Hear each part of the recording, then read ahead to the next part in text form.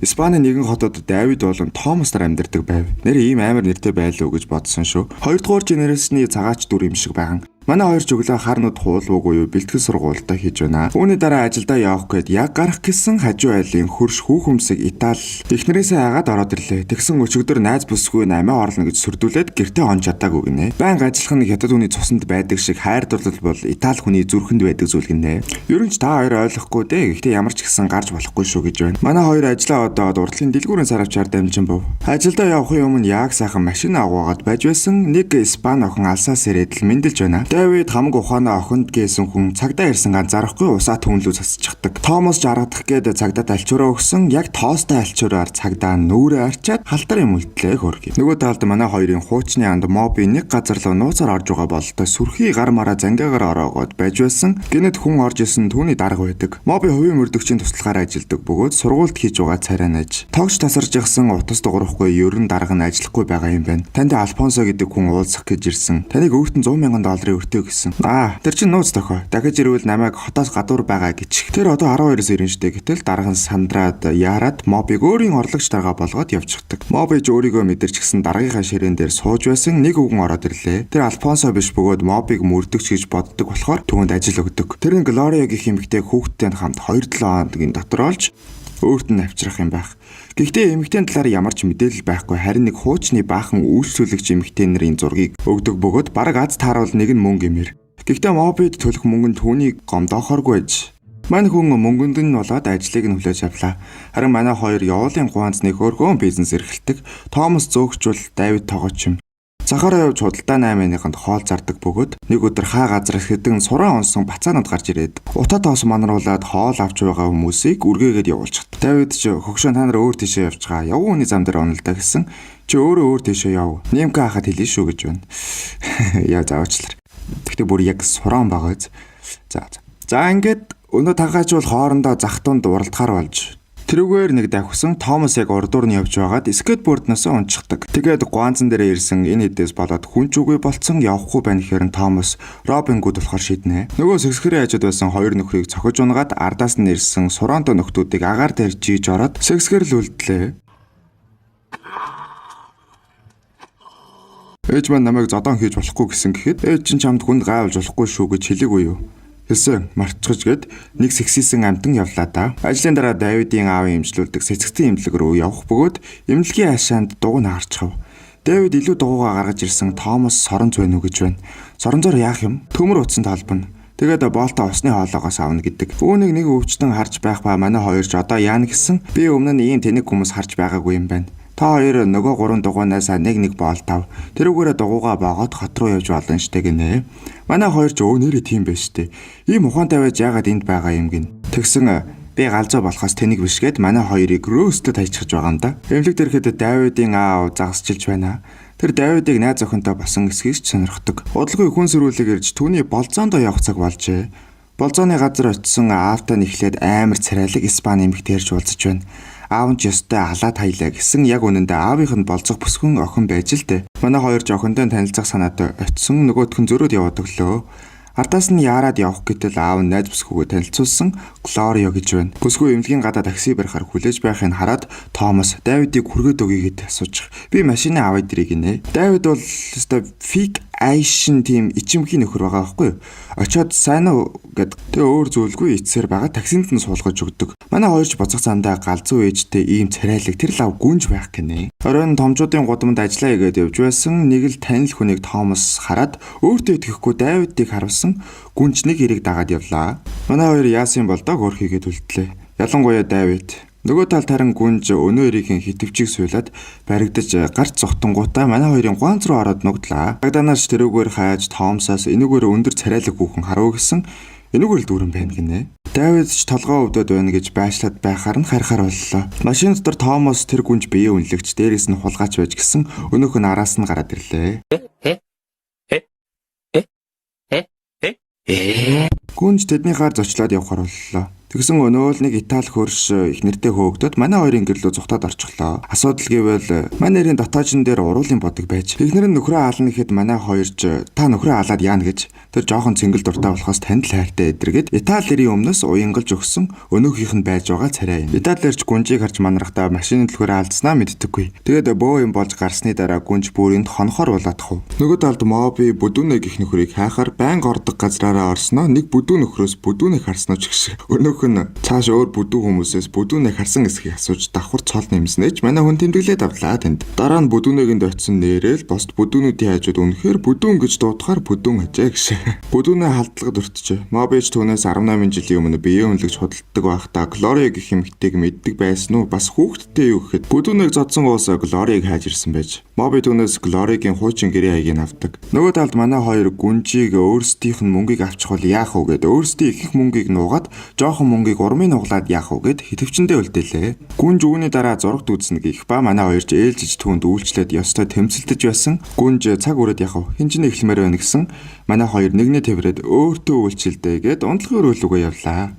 Маргааш өглөөнж Италиэрийн машин алга болсон шууганаар манай хоёр сэрэд мөнгөө шалгасан хитвчэндэх мөнгөний аваагүй овоодоо гэсэн нуусан мөнгүүдийг нь аваад явчихаж. Томас шайран мөнгө гэж байсан газар Давид түүнтэй уулзвал дахиад хэрэгтэй эсхийг асууна гэд бас л хөөрхөн краш хэлжээ. Нөгөө талд гүнж Италийн машиныг жолоодож явах ба машинтай мөргөлдчихдөг. Тэгсэн өнөөх нь Моби байдیں۔ Гүнж чи манай ахын машин гэж Италийн нэрийн утсыг өгөөд хитвчийг нь хусаад салдаг. Дараа нь хуссан мөнгөөрөө хүн сэдэр цуглуулчихсан гэртээ ирсэн түүнийг баахан хүмүүс хүлээж байна. Тэгээд яг аваад явах гэсэн хин нэгэн хаалга тогшсон Моби байдаг. Хин ч хариулахгүй болохоор нь явах гэтэл гүнж хаалганы завсраар түлхүүрөшгөлж Моби дотор ямар нэг юм болоод байгааг ойлгодог. Хаалгыг дахиад нүдэж энэ удаа нэг нь онгойлгоход манай хүн шууд зодолдож ороод гүнжид зүхтах боломж олгодогч эцэст нь өөрөө зодуудад үлдэж байгаа. Моби үүний дараа захиалагчтайгаа уулзаж өөрийнх нь хэрээс хидэрсэн ажил бололтой. Ер нь та яагаад Глорио болон түүний охин Сильвиаг олуулах гээд байгаагаа хэлсэн дээр шүү гэхэд энэ талаар ямар нэгэн зүйл хэлэх боломжгүй. Харин мөнгийг чинь нэмийг нь. Хей, Моби ч мөнгөнд нь болж цааш ажиллаа үргэлжлүүлэхээр болно. Оройн манай хоёр клубд Мобитой уулзахаар иржээ. Гэхдээ Моби бол хөрхи энэ хоёрдоо ер нь жигддэг аж. Юм асуух бүртэн л болохгүй, бүтэхгүй хариулт хэлж байна. Тэгээд өчигдөр болсон ослын талаар хэлсэн ч тоосонгүй. Тэгэхээр нь бүр та хоёрт мөнгө дамжуулж байна лээ гэсэн сая нэгэн ам нээж мөнгийг нь авах гэсэн Моби зүгээр шалгаж байж. Гэсэн ч өнөө хоёр Мобид охины талаарх мэдээллийг өгсөнгүй. Хөөрхи Моби тэгээд баарнаас гарлаа та. Дараа нь манай хоёр баарнаас гараад явж байсан. Гүнж дахиад нэг газраас бас л хэсэг хүмүүст хөөгдөд гараад ирлээ. Манай хоёрч тосолж өнөө нөхдүүдийг болгоод айсан цагдаа ирж юу болсог асуухад зодуулсан эр мөнгөө алдаад гүнжийг хөөж байсан ч манай хоёр хамсаатууд нь болж ийм зүйл хийсэн болоод цагдаад хөөгдөж шалдан үцгэн уус нэг юм мултарлаа. Хашрахгүй гүнжийг дахиад гэртээ оруулж гэхдээ энэ удаа түүнээс мөнгөний талаар асуухаар эхлээд Давид оролцсон ч ичээд үг нь гарч өгдөггүй. Тэгэхээр нь Томас чирээд чи тэр өдөр бидний мөнгийг хулгаасан. Гэхдээ чи тэр мөнгөтэй мөнгөгүй өөрийнхөө биеийг үнэлээд болгочихно үстэй гэсэн манай хүн алгадууллаа. Гүнжиг багадны ээж нь цэцэгцэн имлэгт хэвтээж манай хүн туслах эсвэл өөрийг нь гэсэн гарууд адаг сүлдээ царайнд нь болдог байсан тул ингэдэг болж. Манай хоёр ч ийм зүйл хийх чинь буруу. Танай ээж Давидын аав нар найзууд болохоор бид чамд тусалж чаднаа гэдэг. Гүнж манай хоёртой хамт ажиллахаар болдог.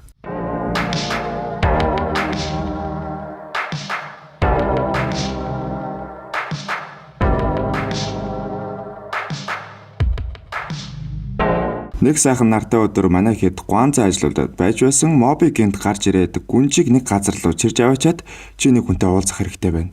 Эндээс чи нэлээд ашиг олно гэд яг нөгөө биологийн ажил шиг юм ойлгохоор хэлээд ядаж байхад айгүй эвгүй байрлал авцсан. Гүнж бор шууган зөхөд зүхчихлаа. Манай хүн дараа нь чи өнөдхийнхөө өвчин намдаасан шигэ байж байсан. Эртэдийн гүнжийн гэрт халддаг нөхдүүд нэг жоохон охинд мөнгө өгөөд юм хэлж байгаа л та байна. Моби жохныг дагаад явсан тэр гүнжид захиалга өгөөд дагуулж явж. Манай хүн гүнжид анхааруулах гэсэн ч нөгөөх нь анхаарсангүй явчихлаа. Тэгэхээр нь Давид Томас хоёр дээр очиод заан гэд унгаж бай. Одоо намайг дагаж яваад гүнжийг аврахгүй бол хэсэг нөхдүүд түүнийг бариад явах гэж байна гэдэг. Томас энтгээ зэгсэж үлдээд Давид тэр хоёр араас нь явсан. Яг гүнжийг бариад явж байна. Манай хоёрч сандалтын сандалтаад гүнжийг авч зүхтаж байх хооронд Давид машина захын хойно авчирж ирж нэг юм зүхтлаа. Өнөө нөхдүүд ч машиндаа хөөгөөд тэгэхээр нь бүр яаж чим гүүрэн дээгүүр гарч замаа өөрчлөөд нэг юм саллаа гэж бодсон урдаас нь гараад ирлээ. Томас ч машинаараа голоор нь мөргөж гараад хотоос гарч зугтлаа. Тэгээд юу баян түүгээрээ гэдэг шиг баахан соус цацаж хаяад давхар савта газ ширээ шидээд машинуудыг оголдуулж сайн нэгэн саллаа. Тэгсэн моби салтгнаж байхад машиныг тайрцсан дээгүүр гарахад мань хүн зам руу унаад манай хоёр ч авалгүй яваад өглөө. Жохон хүмүүтэл үлсэн. Үзэгдэл солигдоход бол нэгэн лорд ч гэмээр нөхөр цайзад манай эдийн араас хөөж байсан гаруудыг цэмлэх ба 7 хоног л үлдсэн охин олох хэрэгтэй гинэ. Ингээд охин авчрах ажлыг өөр нь луухруудад даатгаж байгаагаар гарах ба нэг нөхрийн зүрл амир инээдтэй. Бурхан дэлхийг бүтээхэд 7 хоног зарцуулсан. Бидэнд 8 өдөр огтлол болно гэж. Бүхэл бүтэн дэлхийг бүтээхээс удаан байдаг ш. За тэгээд манай хэдч гэртээ ирэхэд юу болоод байгааг эргцүүлж байсан. Бүдүүнээ гараад ирлээ. Манай хүн чи юу болоод байгааг тайлбарлах гэж оролдох ба өөрийнх нь захиалагч гүнжийг авчруулахыг хүссэн. Гэхдээ яагаад гэдгийг моби мэдэхгүй. Харин гинт нөгөө талын муу залуус гарч ирсэн. Тэд нэр яагаад гүнжийг хөөж байгааг бас моби мэдэхгүй. Энэ бүхнийг бодож үзээд Томас дэлхийн хамгийн тэнэг мөрдөгч манай гэрт байна гинэ. Давид харин чиний хэлсэнд би итгэж байна. Гэхдээ чи мөрдөгч болоод хэд онож байгаа юм гэсэн 6 гэдэг. Ингээд ер нь бол энэ хоёр мобыг бодоо олгож байгаа юм л да. Мобич хямраад явах гэсэн өнөө нөхдүүд хаалга цөмлөө дайрч байна. Хаалгыг буудангаар таглаж моби хааж байхад манайгээ тагтаар зогтож дараа нөхөрхийн мобыг сарвч дийлэхгүй бөксөрөө газарддаг. Манай гэж гудам муруудан зогтож байгаад "Гөө ер нь яга зогтно" гэж хоёулаа өмнө энэс ч олон хүнтэй зодтолдож байсан гэд үзэлцгээр боллоо. Эхний ирсэн нөхдүүдийг ч болгоод тавьчихлаа.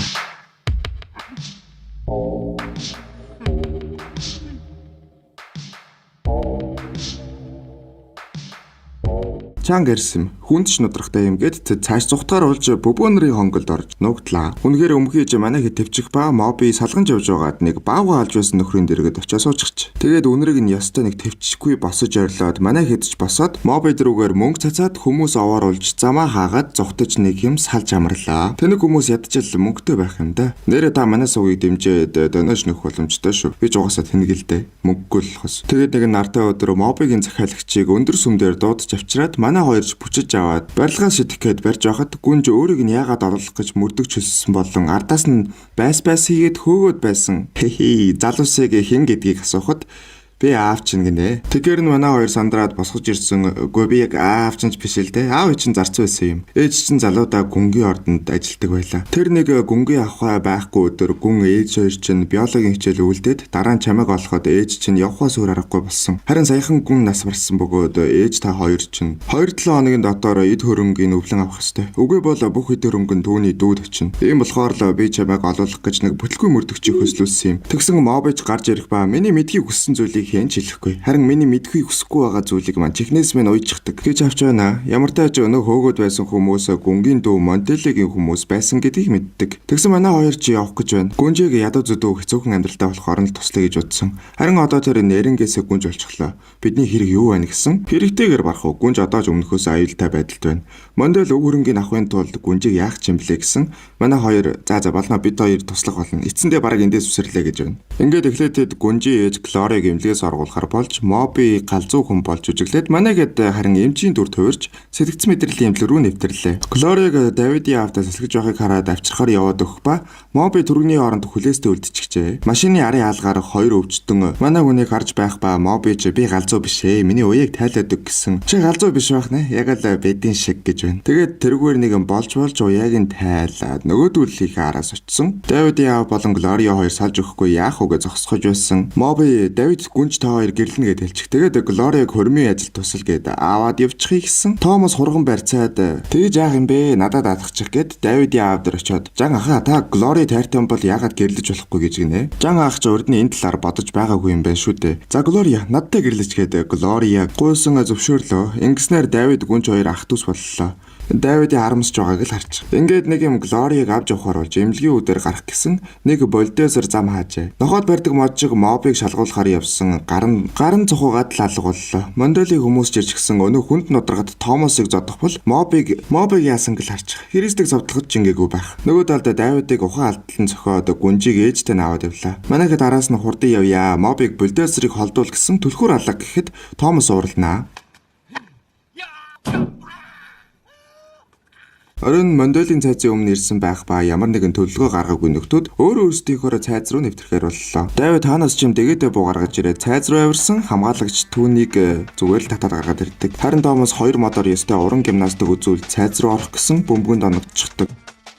Дараа нь цайзын үүдэн дээр мобитой таарах ба мобыг хүлээж байгаад орно гинэ. Томас тэгэхээр модоор дамжин орохоор боллоо. Моби сурсан цангаараа үүдэнд мөнгө байршуулад хамгаалагч түүнийг авах гэхэд цохиж ундах нь дотгош нэвтэрлээ. Монделийн хүмүүс гадна тоглож байх ба манай хоёр хүмүүсийн ухаан алдуулж нуудаг. Нөгөө талд зоогийн ширээнд Давидыг суулгаж байх ба үүнийг моби Томас хоёр цонхны цаанаас хараад байж байна. Энэ хоёр цайзын дээд давхраас орохоор болж Томас ч тохоо хоёрын зайтай газраас өсрөн цайзын дээд хэсэгт орох бол моби цонхны хаалтаар дамжин цонхоор орохдоо Томасыг бас цохиод авч байгаамаа. Түүнийг хамгаалагч гэж бодж л дээ. Тэгээд Глориг харж байсан нэг хамгаалагчийг цохиж унгаад Томас түүний даашинзанд нуугдан зоогийн өрөөнд орлоо. Гэхдээ 10-аас дотор нь хүн байгаа нь тодорхой байх бөгөөд Томас ч баригдаж байгаа юм. Монделийн хувьд ботчууд өв хөрөнгө өвлөх нь овгийн хувьд гутамшигтай гэж үзнэ. Ямар Жон Сноу биш ухаан юм ярьж байгаа юм л та. Харин Давид гэхдээ бидний хулгайлагдсан мэдвэл таны нэр хүндэд халтай шүү дээ гэхэд Томас шинэ хурганы шөлөө Мондел руу цацаж дайрах гэсэн хүмүүст баригдаж Мондел Глория Сильви хоёрыг хоригих бол манай хоёрыг жоохон болгодог гинэ. Ингээд манай хөлдөө моби жад байрж орж ирснээр зодооны эхлүүлж байгаа юм. Томас бол нөө чанга гарттай үзэхэр болж мобыг гүнжи араас явуулдаг. Угаасаа өрсөлдөгч нь хүчтэй ч Томас өөрийгөө нэлээд шахан тулдах бол арай өөр чанга гарттай Давид зайгаа барьсан шигэ үзэж байна. Завсар гарвал хэд зогчгоо тийм ээ. Гүнжи араас явсан мобыг Мондел хүлээн авч туйлзуур сэлмээр тулдаж эхэлнэ. Нөгөө талд Томас ер нь өрсөлдөгчдөө ялагдах талдаа ороод нүдүүлж байгаад хэсэг таймширч за альвэ бэлтгэл дээр гიშгээгээд бие сайхан чөлөөлж аваад одоо манайхаар дайлжгана гэдэг юм да. Тэгж тулдаж байгаад нэг цэгийг нь олж угсраа цохилтоор өрсөлдөгчөө манраглаа. Тэгээд нэмж өвдөглөөд цонхоор ундгийн даваан дээр амийг нь авардаг. Давид харин ёстой зайгаа барьж явсаар барихгүй байна дөө гэсэн газар эхлээд ус цацаж араас нь ваардаад өрсөлдөгчөө буулгаж авлаа. Ингээд манай хоёр цааш явхад моби тулдж байх ба манай гурав шатраг 3 цэргийн өрөлт авч Монделийг буулган авлаа. Үзэгдэл гэнэт солигдож Давид уруу царайтаагаар гарах ба энэ бүхэн зүгээр л сайхан зүүд байжээ. Бодлоо. Монделийг буулгаж авснаас нэлээд хугацаа өнгөрсөн байх ба манай хоёр буцаад хэвийн амьдралтаа орж Давид гүнжийг санаж байгаа нь. Тэгсэн тэр нэг нартай өдөр гүнж Сильвия манай хоёр дээр ирэх бөгөөд 100 хийх ажил хэрэгтэй байна гинэ. Мобич гарч ирэх ба манай хүн албан ёсоор мөрдөгчийн үнэлэхтэй болж. Тэгээд надад дахиад ганц ажил хийчих. Та нараа тэгээд баяжнаа. Хамт Африкийн хүн эдэштэнд баригдсан ерөнхий сайдыг аврья гэсээр кино дуустдаг. Гонконгийн тэнгисийн цэргийнхэн далайн дээрэмждэг яах уу гэж ярилцаж байгаагаар кино эхэлнэ. Тэгсэн цагдаагийн дарга яриа таслаад орж ирж байна. Усан флотынхан сүүлийн 2 жил бүтэлтэй ганц ч ажиллагаа хийгээг байжээ. Далайн дээрэмчин Ло Сампоог олох гэж яваад хүлэг нь хүчтэй салхин живсэн. Бас нэг ажиллагаагаар далаад төөрч Бангладеш хүртэл орсон гэж байгаа. Энийг нь сонсоод усан флотын хөгшин ахлах сүртэй зүйл хэлсэнгүй. Угтаа бол цагдаагийн дарга усан флотод зарцуулдаг мөнгөө манайд өг гэд байх шиг байна. Тэгээд хэлж байна. Танах хэтэрхий их мөнгө далайн дээрэмждэг байхад зарцуулж байна. Гэтэл бид цалин хангамжаач тавьж чадахгүй байна. Ингэж ярьж байхдаа цагдаагийн дарга халуун кофе ерөнхий адмирал руу цацчихлаа. Адмиралж усан флотыг дараагийн ажиллагаагаа хийхийг зөвшөөрч өглөө шүү. Дүр солигдоод манай Жаки ахын тоглосон магийн дүр гарч байна. Маа зэвсэг гаргуулах гэж цагдаагийн дарга дээр очлоо. Энэ даргаыг одооноос зуулт гिचхий. Зуулт дарагч. Та нар манай хамаг зэвсгийг авах юм бол бид нар одооноос хэрэгтний яраас гүйж байхаас биш. Зуулт дарга олон юм ярьж байна. Маач дуугүй тэгсгэж байгаа зэвсгээ гаргуулад авчихлаа. Дараа нь пабд ирсэн цэргүүд маргааш далаад гарна гэд унжижсэн хэдийн юмнууд байна. Маач бүгдийн сэргээж биер авч уугаад байж байсан хажуугын ширээнд суусан цагдаа нар хил амаар идээд байна. Эднээс маргааш далаад гарна. Сүүлийн уух юм ч байж магадгүй. Тэгсэн усан флотын дунд сууж байсан нэг цагдаа инээчихлээ. Уг нь найз нь усан флотын хололтой. Бараг зодолдож эхлэх гэж байсан маа дундуурнаар зогсоолоо. Тэгээ цэргүүдээ аваад явах гэж байтал нэг юмны салгалсаг хөлн бүдрээд унангаа алдлаа. Тэгэхдээ энэ нөхөрлөө биерээ асгачихжээ. Маа уучлаарай гэсэн ч нөгөө нөхөр тоолгүй биерээ дээр нь асгачихлаа. Чамд 2 сонголт байна. Нэг нь надаас уучлалгүйх. Гэсэн шууд 2-ын сонгож байна гэж зодолтоод эхэлчихлээ. Цагдаа нар ч пабын хамаг сандал ширээг авч идээд нэг талдаа гарч байна. Тэгээ тал талаасаа шил сандал аваад үзэх гэж байгаад арай чангадах болохоор хаяцгаалаа. Хөгжим энэ үед гэнэт яваа зодоон эхэллээ. Хосолтой нөхөр Жакид нэлээд үзэж байна. Одооноос түүнийг тогосгий. Тэгэж яваад нэгнээ сандалтаад юу ч болоогүй юм шиг царайлснаа. Ханны наан цаана ороод яр байгаад байна. Тэнд 2 нөхөр биерний шил аваад хэн төрүүлж хусгано гэсэн юм шиг хараад байна. Энэ үед гаднаас бас найзууд бололтой усан цэрэг цагдаа нар орж ирснээр хоорондоо зодолтоод эхэллээ. Тогс маа 2 харин техникийн ард үзэж байгаад гараа авччихлаа. Тэгээ доошоо олсноо дахиж гарч ирээд нэгнээ хусаж байна. Энэ үед гаднаас зуулт дарга хүмүүстэйгээ орж ирлээ. Тэгсэн тогс дүүн юм байна. Дүүгөө чимээг өхөн явуулаад манай хэдийг баривчилчихлаа. Өглөө нь хөгшин ахлагч зуултад гомдолж байгаа цэргүүдээ гаргахаар боллоо. Гэхдээ урам нь жоохон хугарсан харагдаж байна шүү. Манайхан зүүн баруун гэсээр гарч явлаа. Ингээд далаад гарахаар болж ёслолын прад гэж сүртэй юм хийв. Тэгсэн 3 хүлгийнх нь 2-ын дэлбэлээд сүйдэлчихлээ. Хэн нэгэн бөмбөг тавьсан бололтой. Ийхүү ажиллагаа зогслоо. Нөгөө талд нэг бизнесмен бололтой нөхөр би чамд удахгүй Вьетнам руу явах онгоц олж өгөмз гэж энэ ярагвар тэлж байна. Ярагвар гараад явхад зөрөөд хэдэн гарууд орж ирв. Тэгсэн энэ сахалд усан флотын хүлгийг дэлбэлсэн нөхөр юм байна. Тэрээр далайн дээрэмжил Ло Сампаогийн хүн аж. Харин бизнесмен тэдэнд тэнгисийн цэргийн мэдээллийг өгдөг юм уу да. Хариуд нь далайн дээрэмчид худалдааны хүлгийг нь хамгаалдаг гинэ. Сагалд Сампаог энэ буунаас хүсэж байна гэд зургийг харуулв. Энэ буун зөвхөн цагдаа нар ашигладаг олоход хэцүү буу гинэ. Тийм болохоор бидэнд сайн хулгайч хэрэгтэй гэд. Чүү кофетэй холбогд. Тэр их үнэтэй шүү дээ. Тийм ээ. Гэхдээ тэр мөнгө авахаасаа ч өмнө өгсөн байх болно. Харин хөгшөө ахлах адмирал даа ажиллагааны талаар танилцуулж байна. Манай хэд ч яриаг нь сонсох гээд үзээд байна. Бодлого хөгшин ахлах адмиралын өрөөг орхиод усан флотынд цагдаагийн хувцас өгж байна. Адмиралын өрөөний яриаг сонссон нөхөр ирээд юу болсон хэлв. Усан флотын татан буулгаад цэргүүдийн зуул дахамт руу шилжүүлэхээр болжээ. Хөгшөө ахлах харин өөрөө цол буурсан ч флотынд цол агсан гिचглээ. Ямар ч гэсэн манай хэдийг зуусан байсан зуул дахамдын доор ажиллахаар болчихлоо. Тэгээд эхний өдрөөсөө л дэглэн шүү дээ. Цагдаагийн хүн дээд тушаалтандаа ёслохдоо цээж ургас гидс татаж өгзөг хойш байх ёстой гинэ. Тэгээд флотын одооноос бэлтгэх хүн ирлээ гэсэн тоогоос байна. Маач асуудалд орлоо гэсэн царай гаргаад явах гэсэн. Чи аль хэдийнэ яаж ёслохоо мартаа юм аа. Тэгээд маа цээжээ ургаш гидсээ татаж өгжгөө хойшлуулад яваад өглөө. Зуул дахлагч тэдэнд одооноос хүндхэн цаг эхлэж байгааг мэдрүүлээд өг гэж захнаа. Дүр солигдоо цагдаа нар бэлтгэлээ хийгээд наан манайхэд малгайгаар тоглож байна. Удалгүй тоогоос ирээд бүгд ёсолж тоогоос харин нэг цэргийг гаргаад ирлээ. Тэгээд ёслохоог нь харж байгаад зээж урагш гидс татаж өгзгөө өрг. Гэснээр наадга 500 удаа давт гэд явууллаа. Харин салааны урдуур 2 бүсгүй явж байна. Тэрийг нь харсан 211 234 дугаартай цэргүүд хоорондоо юм яриад байна. Тоогоос тэр хоёрыг гаргаж ирээд яриаг нь асуусан. 211 тэд царайлаг юм а. Харин 234 сайхан ч галбиртай юм байна гэж хэлжээ. Тэгээд манай хоёрыг ч бас явж тэрийгээ 500 удаа давт гэлээ. Тэгээд явх замдаа тэд царайлаг юм а. Сайхан ч галбиртай юм. Тэд царайлаг юм а.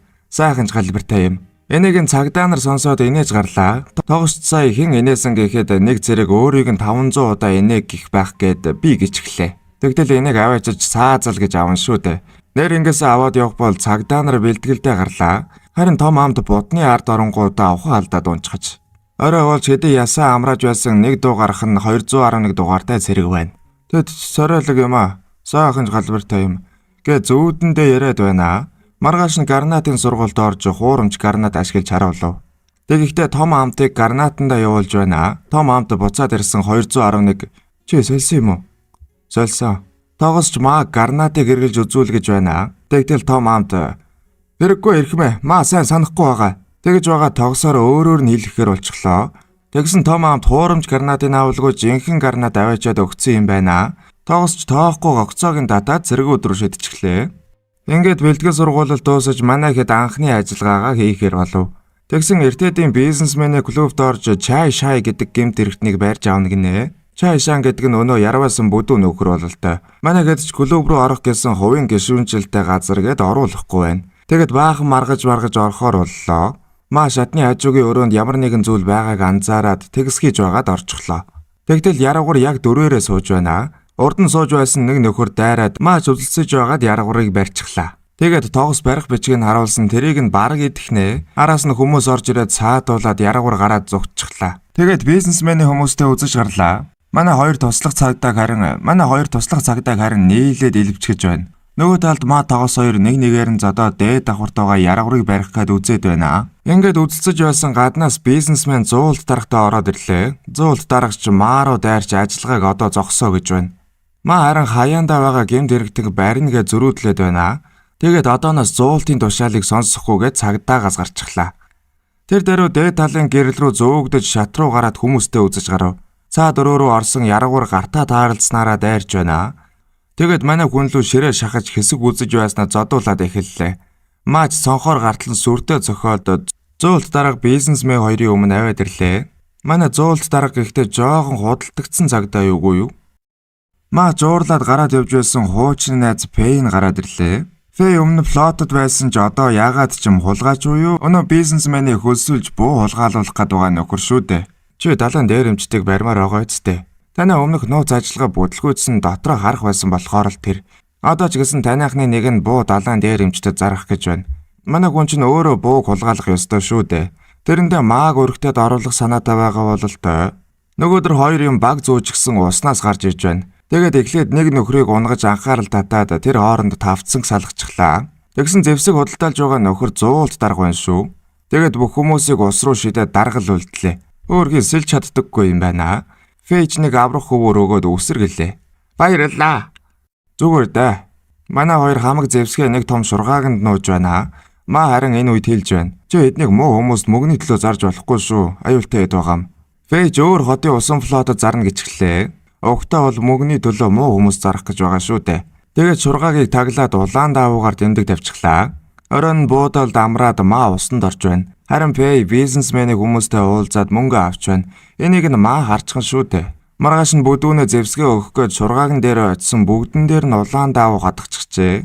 Бизнесменийн хүмүүс ч Фэйийг өөрсдийг нь холигдох гэж байна гэж бодоод зодтолдож эхэллээ. Манай хүн чинь овоо үздэм байна. Тэгж угаад нэг нөхрийг яг цохих гэж байснаа. Энэ малгай чамд яг тохирно гэж мэдээд байсан юм аа. Ард нь буу тулгачихжээ.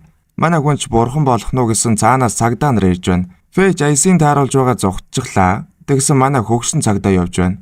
Маа улаан даавуутай нэг шургааганд буу байгааг хэлсэн юм байна. Фэй харин бизнесменийн хүмүүсээс зогтаад нэг газар орж ирсэн тэнд нь маа хөгшин ахмадын охинтой байна. Зуул дарга зэвсгүүдийг хулгайлж байгаагүй хэрэггүй. Үгүй тэднийг засгийн газраас зээлж байсан гэсэн. Тэгэд ахмадын охин яаж мааг энэ талаар мэдсэн гэж асуухад манай хүн зэвсгүүдийг дээрэмчдээс авсан гэж үлгэр зохиогоод ярьж өгч байна. Фэй тэр үед нь тэсэхгүй гарч ирээд охин дүнсүүлэх гэж надаас урууж байгаа мó. Энэ үед хайж байсан хэд Фэйн хоолойг сонсоод ирж байна. Манай хоёр дараа тооцоо хийгээд Фэй цаад өрөөнд нуугдчихлаа. Хүмүүс орж ирэхээр нь тарган эрийг тийшээ явсан гэд явуулчихлаа. Фэй шууд цаад өрөөнөөс толгоогоо цухуулгаад хэрүүл хийж байна. Гэтэл Фэйн араас явсан нөхдүүд "Ой, чи тэрнийг энд байгаа гэсэн хаана байна? Би андуурчихжээ. Тэр энд байна. Фэй юу ч болоогүй юм шиг гарч ирсэн ээ. Чи муу новш." Гэт бизнесменийн хүмүүстэй өөцөлдөж гарваа. Тэгэд Фэй "Наа чинь ч гэсэн буу хаана байгааг мэдэж байгаа." Үгүй дээ. Зогтаарай. Ингээд хэсэг өөцөлдөж байгаад яалтчгүй баригдчихлаа. Тэгсэн Фэй маа хоёр маргалдаад нэг нөхөр цочсондоо сум алдаж байна. Фэйч маргалдсаар нэг нөхрийг цогж унгаад үзэлцээд эхэллээ. Зугтах цай гарангууд нь шатаар доошоо бууж явсан ахалхын охин үлдчихжээ. Маа очсон хөлөө гэмтээгээд суучгаж. Манай хүн ч үүрд зугтаа зам руу очлоо. Тэгээд шатаар өсөрчих гэж өөрөө амар өсөрж байсан ахалхын охин дахиад үлдчихжээ. Буцаж очоод аваад зүлгээр уруудаад буучдаг. Тэгж явсаар дугуйдаа нөхдүүдийг онголдуулж цаашаа зах руу ороод нэг дэлгүрт нуугдлаа. Тэгээд ахалхын охинд "Чи хурд хувцаа тайлаа, аль хурдл." Араас нь мөшгөж явсан гарууд эрэхт нь гараа зогтчихлаа. Ахалхын охины хувцааг нэг хүүхэлдээ нөмсгөж. Нарийн гудмаар гарахтаа нэг дугуйдаа хүнийг мөргөөд унагсан 100 ахмад байна. Тэгсэн цаана нь бизнесменийн хүмүүс юу ч хийж чадахгүй хараа зогсож байна. Маач зам буруулаад явах гэсэн 100 ахмад мааг гавалчгаж. Тэгээд хэсэг дагаж яваад нэг цагдаа эрэхт нь "Би энэ гавтай өчнөө сургуульд хийж байсан. Энэ хүссэн үедээ тайлцах чадна" гэд гараа харуулад 100 ахмадын дугуйг дээрэмдээд авчихлаа. Бизнесменийн хүмүүс араас нь хөөгөөд ороод ирлээ. Тэгэхээр нэг нөхрийг айлын хаалга мөргүүлээд нөгөөр нь ваар шидээд зогтож байна. Тэгээд нэг эргэлтэн дээр угсруулж дугуйтаа нунгаад өөрөө явах гэсэн дугуйных нь суудл нь унжсан байжээ. Яй. Ямар ч гэсэн цаашаа явсаар хоолны газар ороод ирлээ. Тэнд Фэй ахмадын охин хоёр байж байна. Манай хүн унах гэж байхад нь Фэй барьж аваад араас нь ирсэн нөхдүүдийг харин унагчихлаа. Гаднаас хүмүүс нэмж орж ирэхээр нь зугталгүй үзэхэр боллоо. Бүгдийг болгож тавиад нэг нөхрийг сандлын хөлөөр цогсоор байгаад унагчихлаа. Ингэж нэг юм гарч явсаар дахиад хүмүүс хоёр талаас нь гараад ирлээ. Яах чаргагүй боллоо гэж байтал зуул дахлах цаана нь явж байна. Манай хүн ч өөрөө очиод гавлуулчихлаа. Зуул дахлах харин хөгшин ахлахын охин таниад гэртээ харгиж байна. Цааталт нь Фэйч нүрээ нуугаад байна. Өөрийг нь танина гэж санаа зовсон бололтой. Тэгээд явах гэж байсан зуул дахлах араас нь "Эртэд аврах хөвөр өгсөнд баярлалаа. Зүгээр дээ" гэд Фэй баригдчихлаа. Зуул дахлах Фэйн араас явахдаа мааг шонд гавлаад гава тайлдаг түлхүүрийг аваад явчихлаа. Харин бизнесменийн хүмүүс энийг хараад байж байна. Манай хүнч баларлаа шүү. Тэгээд элбэ зодох гэсэн маа хөлөөрөө аргалж байгаа дээшээ авирчлаа. Шонгоос салангуудаа хажууг нь цагтаа өрөөрөө үсрээд орчихдог. Дотроос нь нэг сүх аваад гава тайлах гэсэн эртээдийн сахалт гараад ирлээ. Манай хүн л лантуу авч дайраад маа харин нэг төмөр дотор ороод өөрийгөө хамгаална. Тэгж байгаад доороо эргээд унлаа. Гадаа нь цаг эргэлдээд хүмүүс гайхаад байна. Төмрөөс гараад сахалттай үзэж байгаад араанаас аваад шидчихлээ. Цаанаас нь дахиад нэг буудай нөхөр ирээд мааг шахаад байна. Манай хүн зугтаж байгаа цагнаас зөөгдчихлээ. Эсрэг талын гарч буу чиглүүлэхээр нь дууслаа гэж бодсон түүнийг тогос буудчихлаа. Ахалгын охин цагдаа нарыг дагуулад ирж маач зүүнээс барьж тэсгээ болоод унчхул яах вэ? Харин ч гайгүй буугаад энэ ертөнцид татах хүчнээс өөр тодорхой зүйл гэж байхгүй юм байна гэ тоглоом хийгээд байна. Дүр солигдоод далаад нэг Английн хүлэг хөвж явна. Урдаас нь худалдааны 2 хүлэг ирж байна гэсэн далбааны ард дээрэмжид нуугдчихжээ. Тэгээд олоолаа юм болохоор Английн сэргүүд юм болсонгүй. Сүүлд нь нэг шар нөхөр буутаага үлдэж байна. Нөгөө талаас өнөө алдарт далаан дээрэмч нь Ло Сампао гарч ирээд бууг түлхээд алгадаад унахчихлаа. Нөгөө талд маа удирдлагуудын өрөөрөө яриаг нь чагнах гэд нууцаар орж байна. Тэгтэл тэр Английн хүлэг дээр байсан шар нөхөр шинэ адмирал нь байжээ. Зөөлт дарагч Ло Сампаог буулгаж авахын тулд далайн бомбтыг хаайгна. Тэгсэн тэндээс нэг бизнесмен бололтой нөхөр. Тэгэх юм бол Ло Сампао ялагдаж магадгүй. Гэхдээ худалдааны зам бүхэлдээ нуран унана. Бүгд гацааны байдалд ороод яахаа мэдгээ болчихлоо. Ямар ч гэсэн шинэ адмиралыг аврах хэрэгтэй гин. Маа харин наад өрөөнд нь нуугдж байсан эсрэг талын бизнесмен ороод ирлээ. Ерөнхий адмирал түүнтэй уулзаад шинэ адмиралыг аврах хэлцээрийг Ло Сампаотой хийхэд туслаач гин. Бизнесмен оронд нь өөрийнхөө хүмүүсийг бас яргуурыг суллуулахаар боллоо. Гараад явсныхан дараа маас Америкэн 100 руу орох гэж байгаад адмиралд баригдав. Далаа дээрэм гарсан болохоор адмиралыг дахиад усан флотыг сэргэнэ гэж бодсон ч дайсантайгаа тохиролцохыг харах өрөвдөлтөй байна гэд уурлаж гарлаа. Дээрээс нь ганцхан шинэ адмиралыг аварч явдаг босод хүмүүсгээд маа бодож байсан зүйлээ хэлж гарлаа. Адмирал хэлэх үггүй болоод "Тэгвэл чамд төлөвлөгөө байгаа мó?" "Байхгүй. Бид зүгээр л ингээд буугаад өчгснөөс өөр зүйл бодож олох хэрэгтэй гэж бодсон юм." "За яах вэ? Би чамд энэ хэргийг даатгүй." Ингээд манай хүн эргээд усан флотыг сэргээж чадхаар болчихлоо. Флотынхан ч тугаа мандуулаад хөгшин ахлах дээр ирж ёсолж байна. Ингээд ахлагын яриад байсан ажиллагааг хэрэгжүүлэхээр боллоо шүү. Оройн нь бизнесмен гарч явсан нэг бүсгүй туслаарай гэд хүрээд ирлээ. Тэгсэн ахлагын охин байна.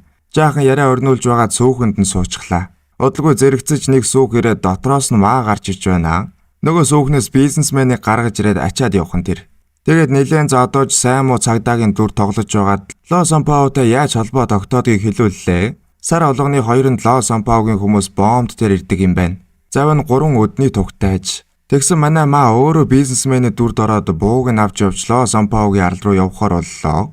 Араас нь флотынхан дагаж явах юм шиг байна. Тэгээд далаад явж байсан жоохон Госту Пэй торхноос гараад ирлээ. Ло Сампаогийн арал дээр очиж эрдэнэс хусах гэж байгааг нь. Тэгээд нэг нэгнийхээ ажилд гай олчихгүй өөрсдийн зорилгоо биелүүлнэ гэж тохиролцлоо. Манай хүнч нэг юм олохгүй байсан Ло Сампаогийн арал дээр ирлээ. Тэр даруй бусад руугаа мэдээ илгээж байна. Тэгээд Ло Сампаотой уулзсан бизнес түншүүдийн болохоор их найрсаг өгтөж авч байна. Маач Английн хөлгийн олзлогдсон хүмүүсийн талаар ярьж байсан нүдэн бүлтийгээд явчихлаа. Фэй дунд нь далайн дээрэмчин болчихсон явж байна шүү. Ямар ч гэсэн буунуудын нөгөө дамрах өрөөрөөгөө явлаа. Тэгэх замаараа хаана олзныхан байгааг мэдчихэн шүү дээ. Нөгөө талд Фэй зэвсэг зөөж явангаа Эрдэнэсийн агуулах нь хаана байгааг мэдчихлээ. Агуулах руу явахдаа нэг хамгаалагчийг нь янзлаад хаяа гэсэн маа гарч явна. Манай хоёр ч мөрөөрөө ажиллаа гүйцэлдүүлэх болсон шүү дээ. Нөгөө талд флотынхан арал дээр ирчихжээ. Дундаа уулзна гэж тохирсон бололтой тогос маагийн урдаас яваад өглөө. Маач нууцаар агуугаас гарч явтал нэг дээрэмжинтэй таарчхав. "Ой, чи нууц угаа хэл." "Гарын хөдөлгөөн." "Йоо." Тэгснэ цогоод унахчихлаа. Нөгөө талд нь тогосч гисэн нэг дээрэмжин янзлаад хувцсын солиод өмсчихлөө. Тэгээд дахиад нэг дээрэмжин ирэхээр нь нууц угаа гэсэн нэг саахан гөвшүүлэх хэрэгтэй. Фэй Эрдэнэсээ зөөж явж байсан юм байна. Ёстой азтай байлаа гэд яваад өглөө. Тогос харин гөвшүүлэх хэрэгтэйг нууц угаа бодчихлоо. Тэгээд цаашаа явж байгаад маа тогос хоёр нэг нэгнээ харалгүй маа. "Нууц угаа. Нэг сайн гөвшүүлэх хэрэгтэй. Буруу гэхдээ зөв байна." Гэснэ тогсыг дээрэмжин гэж удаад нэг цохоод бот руу хийчихлээ. Тэгэж явсаар бусадтайгаа тааралдаж тогсыг урдаас нь явсан мэдэв. Нөгөө талд нь тогос ботон дунд сэрж байна. Урдуур нь явж байсан нэг дээрэмжин барьж аваад "Нууц угаа. Тод сар хааныг гэрэлтүүлнэ." Дээрэмжин унгаад хувцсыг өмсөд явж байсан маа гараад дахиад дээрэмжингээ бодчихлоо. Араас нь очиод "Нууц угаа. Тод сар хааныг гэрэлтүүлнэ." Буруу байна. Дахиад буруу гэж юу? Энэ үед нь том амт дайраад маач дээрээс нь дуусгах гэж байгаад нэг юм тогос гэдгийг харлаа. Тэгээд буцаж агуу руу ороод "Ноён чуу та энд юу хийж байдаг вүлээ? Би та нарт нэг юм харуулах гэсэн юм." Тэгснэ байрлал аваад хоёр хамгаалагчийг унгаад маа цааш яваад өглөө. Найрлаж байсан дээрэмчид дээр очиод Ло Сампаотой арх ууж байна. Тэгснэ цагаа хараад гар барилдааны тэмцээн зохиочлоо. Ялсан нь мөнгөн цаг авна гинэ.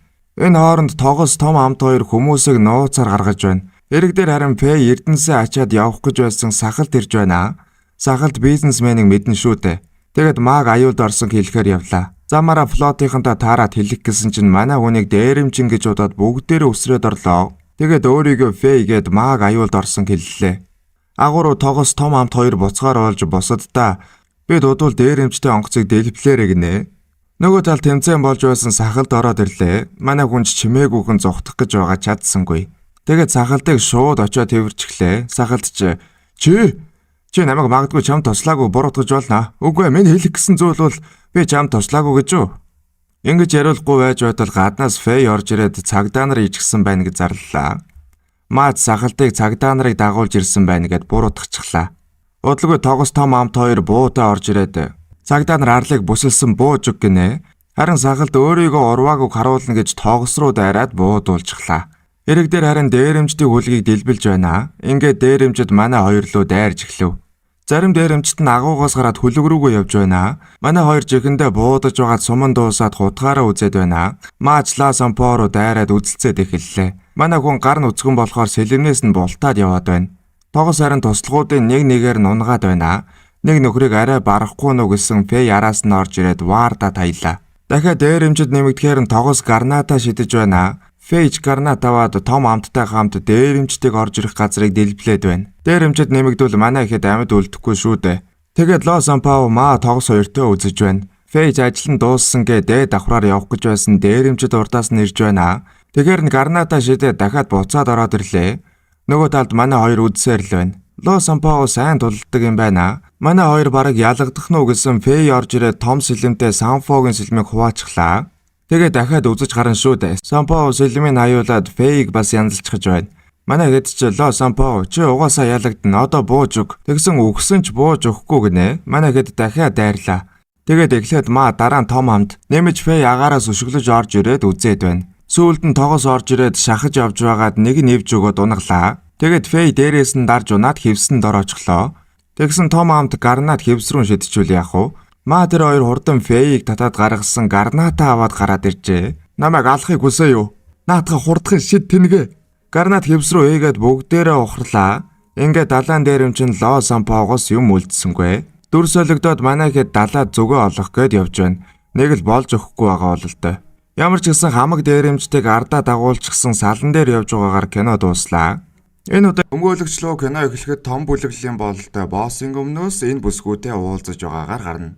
Өнөө бүлэглэлийн босс Машин гих нөхөр энэ бүсгүйг өдөж хоргоогоод сүүлдээ хүчин тэх гэж оролдчихэд дураагчин. Тэгээд шүүх хийнэ дээрээ тулж луу маань харин Машиныг өмгөөлж байгаа юм байна. Олон долоо асуудал дэгдээчгэлгүй энийг дуусгая гэд хідэн цаас өгөх гэсэн гэдийгээд авахгүй байна. Өхрийн сүүлэн дээр худаг гихчээр Машины залуус орж ирээд бүсгүйг заргаа буцаа гэд бас гар хурж байна шүү. Луу чамгаалж босч ирээд тэрүүгээр хэд ирэглээ.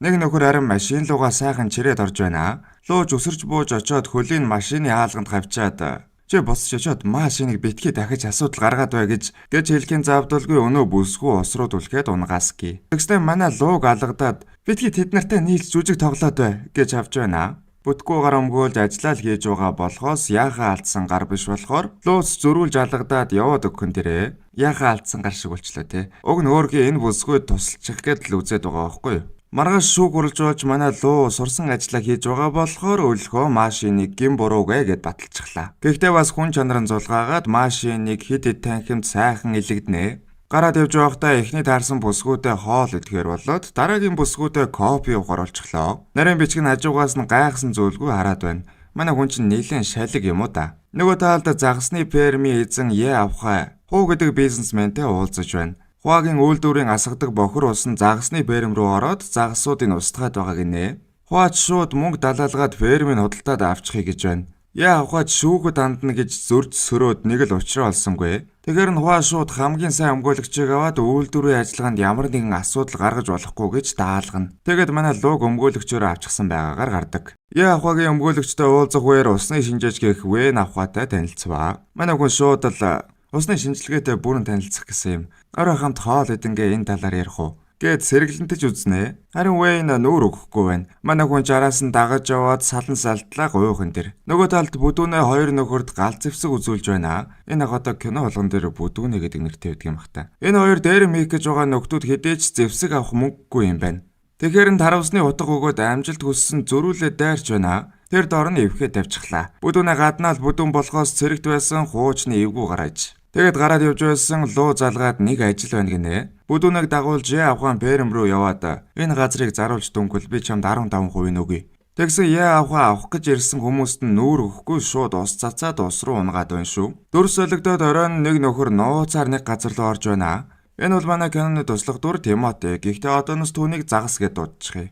Загас гэртээ орж иж байсан юм байна. Гэтэл нэг нөхөр бас гэрт нь байна. Шууд үзээд доороо оруулаад авсан. Лүү босч ирээ дахиад үзэж байна шүү. Загас нэлээд сайн компо хийдэг юм байна. Тэгэж угаад нэг юм Жекийг танилаа. Хуучны найзууд уулзаж байгаа нь юм байна. Чи энд юу хийж байгаа юм?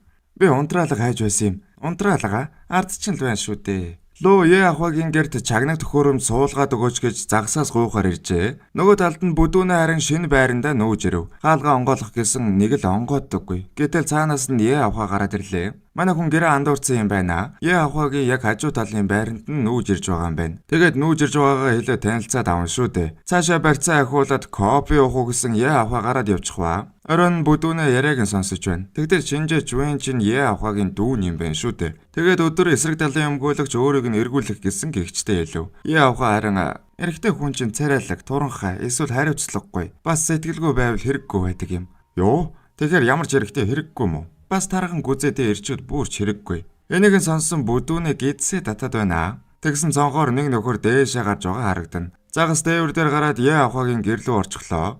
Харин бүдүүнээ араас нь дагаад байна. Нөгөө өрөөнд явж байсан эгчдүү хоёр луугийн талаар ярьж байна. Хэрв тэр өмгөөлөгчтэй уулзвал өрсөлдөгчийн талаар илүү мэдэж болох юм. Гэт дүүрүүгээ харав.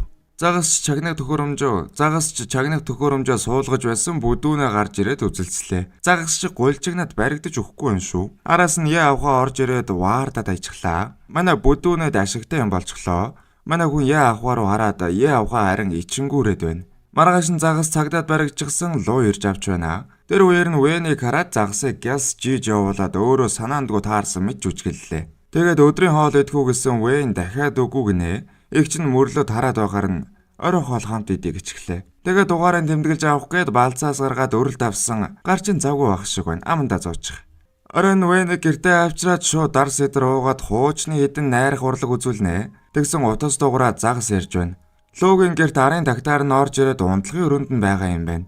Ахван гэрлүү орсноос болоод цагдаа дээр зараг үүсчихсэн тэрэндээ санаа зовоод байгаа аж. Лууч тэгэж байгаад яриаг нь хариулга айдаад явуулах гэж үзв. Буцаад гараад ирсэн Вэйн ойл руу ороод бүдүүнээ харин орж иж байна. Шууд нуугдгэж хэлээд гэрлээ унтраачглаа. Хоолны өрөө рүү явахдаа жижиг гэрлээ асаасан бүдүүнээ тэнд нь шүү.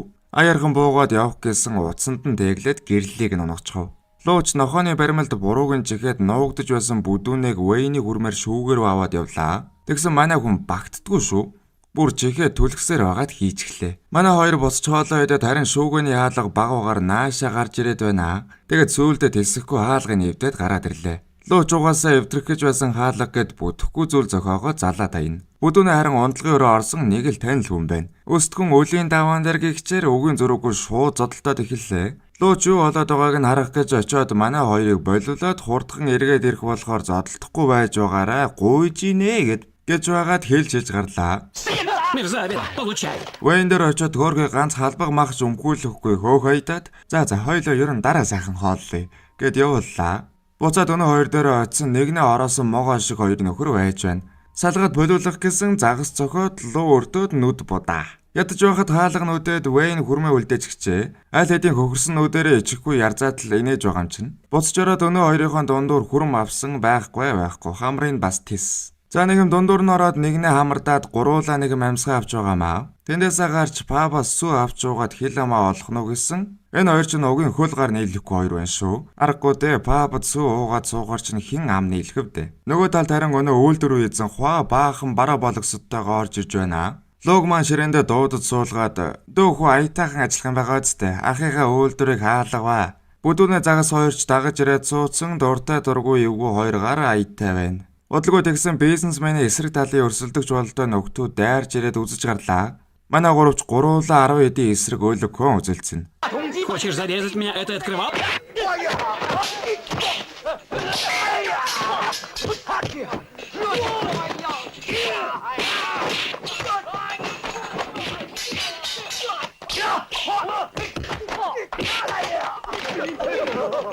Тэр дөрөө зугцсан эсрэг талын бизнесменийн хүмүүс боссоосоо 5 солоо боо хүртээд босс нь тэр өмгөөлөгчөг чөтгөрлүүн танилга гэж судраа буулган шүү дээ. Манай хүн Чвэйнэ найрчих гэ том үлэг тонгоц хөлслөөд хоёулах нь одоо л нэг сайхан цагийг өнгөрөөхнө гэж байсан өнөө нөхдүүл ирж байна. Хажир дээр зөөгч байгаадаа хувилдаад лууг ганцаардуулж байгаад элбэн нүдэх гээд байгаа мó та. Вэнч нойлоор жоо ангисгээ сэргийг хоогуурн л манай хүнийг янзлах гэж үзэн шүү дээ. За тэгээд агч үсэрч хараач гартаа таарснаа авч идээд гадан дотногоо үзэж явсаар ганц муу толгой багийнтан тонжулдлээ. Энэ хоёр өнөө уруугчсан өгч гимгүү зэрэлж нуугдж байгаад луугийн ганц цохиурыг аваад бас л энэнгүү бол ахыг үзэж чадахгүй гэж бодсон юм бах та. Манай агч толгойг цонхоор авч идээд далаа даяад уруугч зөөгчрүүд өгсөн өнөөх нь өөрөө үсэрч хээл гэж байна.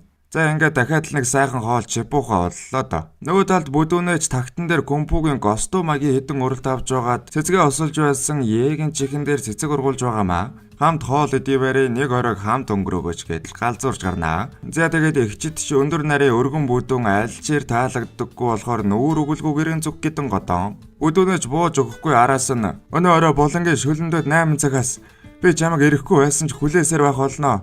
Манай эгч ч эр хүнд итгэх итгэлээ алдсан ч оройн нууцны бүхээгээс сим ажиглаастай. Нэг симхийгээр харсан бүдүүнээ яваад өгчээ. Ийм болохоор л эр хүнд итгэж болтгүй мухааны юм бодоод харж явсан бүдүүнээ цагаан хоолой бариад ярьж гарлаа. Би чамд ирэхгүй байсан ч хүлээнэ гэж хэлсэн. Чи надад биш өөртөө итгэхгүй байна. Чам шиг саахан бүсгүй үсэндээ хаагтаа байхыг хүсэхгүй байх л та. Тэр хавар хүмүүс цуглаад нэг тарган ихч өөрт нь хэлж байна гэд уянгалаа зогсоод байна шүү. Ой тарган авгаа минь. Би хатагтай та ярьж байна гэд бас л хайргүй авах юм аа. Тэгээд тулж очиод уучлал гуугаад хүрмээ өмсгөөд явах гэсэн. Чи галзуурч хаа юу? Хин үсэндээ хаагтаа байхыг хүсдэг юм гинэ. Хоёулаа хаашаа явж хоол идэх үү? Чи өөрөө мэд. Биднийг уучлаарай. Бид одоо явж болцлоо. Гэд бас л романтик шаарнууд байгаа юм шүү. Царамуутай иржүүл зүтгэл сайтай гэж үнэн байгаа. За ингээд хоёр талд хайрын юм уу ашиг сонирхлын ч юм уу харилцааны үр өдөр дэлбэлээд нэг нэгэндээ дасаж эхэллээ. Вэн луу хоёр эхлээд шүүхийн заргаас болж уулзсан ч одоо бол тэр нэг хамааралгүйгээд учир зүгөө ойлгох шиг боллоо. Нөгөө талд манай хоёр загасчилж магасчлаад бас хөөргөр романтик жааж байгаа шүү. Бүдүүнээч барьцаа ахиулаад чи ерөн загасны фермээ зараад надтай хамт Австрали явж морд хийжээж амьдраач гэд дуулж бүжээд найрш гарваа. Яа авгаач өөртөө суухан фермийн хүлэн зөвшөөрөх хэрэгтэй гэд фермээ зарах шин жалга. Нэг өрөө яа авгаангээр тоолонд эргүүлсэн шигэ байж байсан тог тасраад наасан. Харанхууд нэг юм сүүдэгнээд хин гэж ямар юм байшинд ороод ирв гэсэн загас хүрээд иржээ. Эртэдийн хэрэгээс болоод өөрийг нь бурууг батлах хүн хэрэгтэй гэд байгаа мó да. Лууч аятайхан аргалаад барьж аваад гарах гэсэн бүдүүнээ яа хоёртой таарав. Бүдүүнээ загас хоёр нэгнээ үздэггүй болохоор маргалдаж гарваа. Чи фермийг заруулах гэж энд нүүж ирээ үсттэй. Харин чи намайг энэ цагнах төхөөрөмж суулгаад өгөөч гэж гуйсан байхаа. За ингээд сайхан явж байсан харилцаа нураад ихчдүүс хаалга хаагаад орхилоо. Манай гуравч шууд хоорондоо муудалдаад үзэж эхэллээ. Вэн гарч ирээд би цагдаа дууччихсан. Та нар зодооноо үргэлжлүүл л дээ. Манай гуравч нэг юм болох нү гэсэн зодолтоод маргааш нь цагдаагаас гарч явна. Лууч сайн бүсгүйгээ алдаад хоёр найзтайгаа муудлаа гэсэн. Өнөө хоёр нь харин овоо эвлэрчих шиг боллоо шүү. Манай хүнч баярлсан өнөө хоёр нь маа. Бүдүүнэч зам дээр гарч зогсоод авахаатай ярилцах гэж үзнэ. Чамайг холдохгүй гэдэгт итгэхгүй байна. Чамайг дайрна гэдэгт итгэхгүй байна. Машин яг тулж ирээ зогсчихлоо. Бүдүүнээ нэрэнгээсээ л авахад сайн бөгөөд гадагшаа додогшоо хамт явж амьдрий гэдг нь ч үнэн гинэ. Манай их чарын төлхүүрээр сайхан 5 салаа боовгон шүү дээ.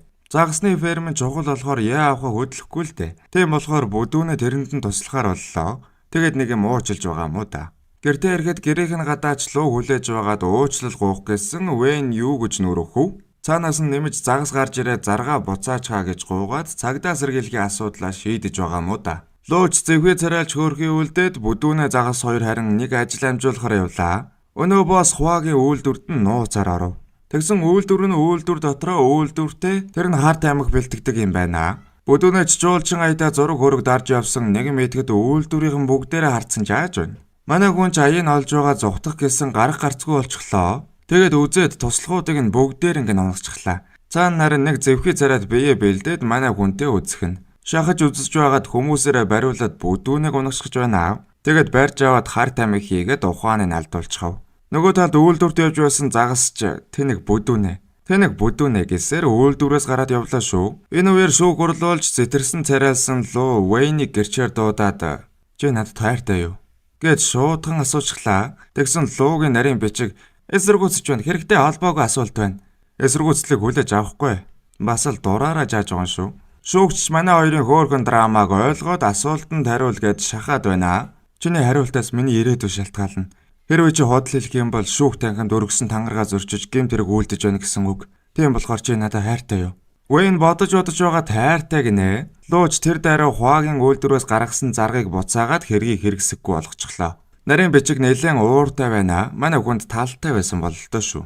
Гараад явж байсан загас ирээд юу болсон гэлж манай хэд Хуаг нууцаар дагав. Тэгээд үйлдвэрт нь орж ирээ цаашаа орох гэсэн Вэйн хамт явъя гэж байна. Тэгэхээр нь Вэйнэр хамгаалагчийн анхаарлыг татаад ганц цохиж унгаад цаашаа орлоо. Дахиж камер дээр Вэйнэр анхаарал татуулаад хоёр хамгаалагчийг нугдаалгаад орсон бүгдээрээ байж байна. Манай хэдэгч шууд хөөгөөд "Юун бүдүүн уус манай тийм хүн байхгүй" гэсэн цаанаас бүдүүнэ цонхыг хаглаад харт амиг үйлдвэрдэг болохыг хэлнэ. Ингээд шууд зодон эхлээд луу боссын хүмүүстэй үзэж байна. Тэгсэн Хуа бөмбөг рүү дайраад бас л эвгүй гарав шүү. Вэйн харин зогтож байгаад Хуагийн туслахад шахажчихлаа. Тэгэхээр нь тэнд байсан Мончокор болгож өгөв. Би бол хамгаалч харл юм байна.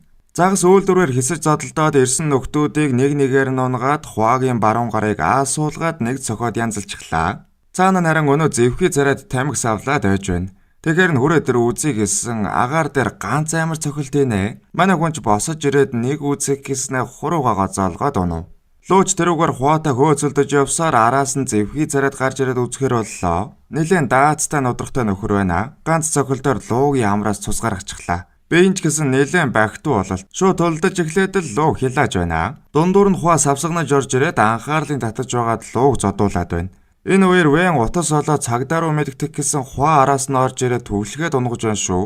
Тэгэд бариулаас зүүгдсэн Вэйнийг харт амиг угаасан ус руу унагчихлаа. Араас нь харин бүдүүнэ дайраад харт амиг тарчихнаа. Тэгэд үзэлдсэн манай хүн биеийн суулж өөрийгөө хамгаалахтайгаа байна.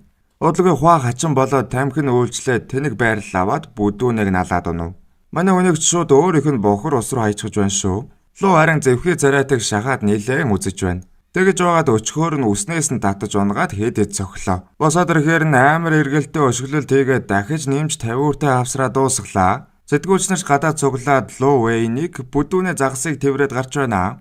Цаанаас яахаа эрхийг гараад бүдүүнэ загсыг шууд аяхан тэрэ. Ямар хайргүй байна тийм ээ. Ингээд цагдаа нар чирч кино маань амар сайхандаа жаргаваа гэж. Кино эхлээд Английн банк дээрэмдүүлж байгаагаар гарнаа. Дээрэмч нь хин гэж манай ах. Түүний дүрийн нэрийг Лау Шин гэдэг юм байна. Цагдаа нараас зугтаж нэг барилга руу ороод цонхоор нь гараад нэг сүүх рүү орчихлоо. Буцаад гарч ирэхдээ үсээ засуулаад сахлаа аваад танигдахааргүй болчихсон байж шүү. Тэгээд явж байсан цагдаа нар дахиад гараад ирэхээр нэг мод руу авирна. Тэгсэн нуугдсан модтой хашаан дотор нэг эрдэмтэн туршилт хийж байх бөгөөд туслах нь нэлээд айсан харагдаж байна шүү. Бид нэг бол түүхийг бүтээн эсвэл үхэн. Үхэн ээ.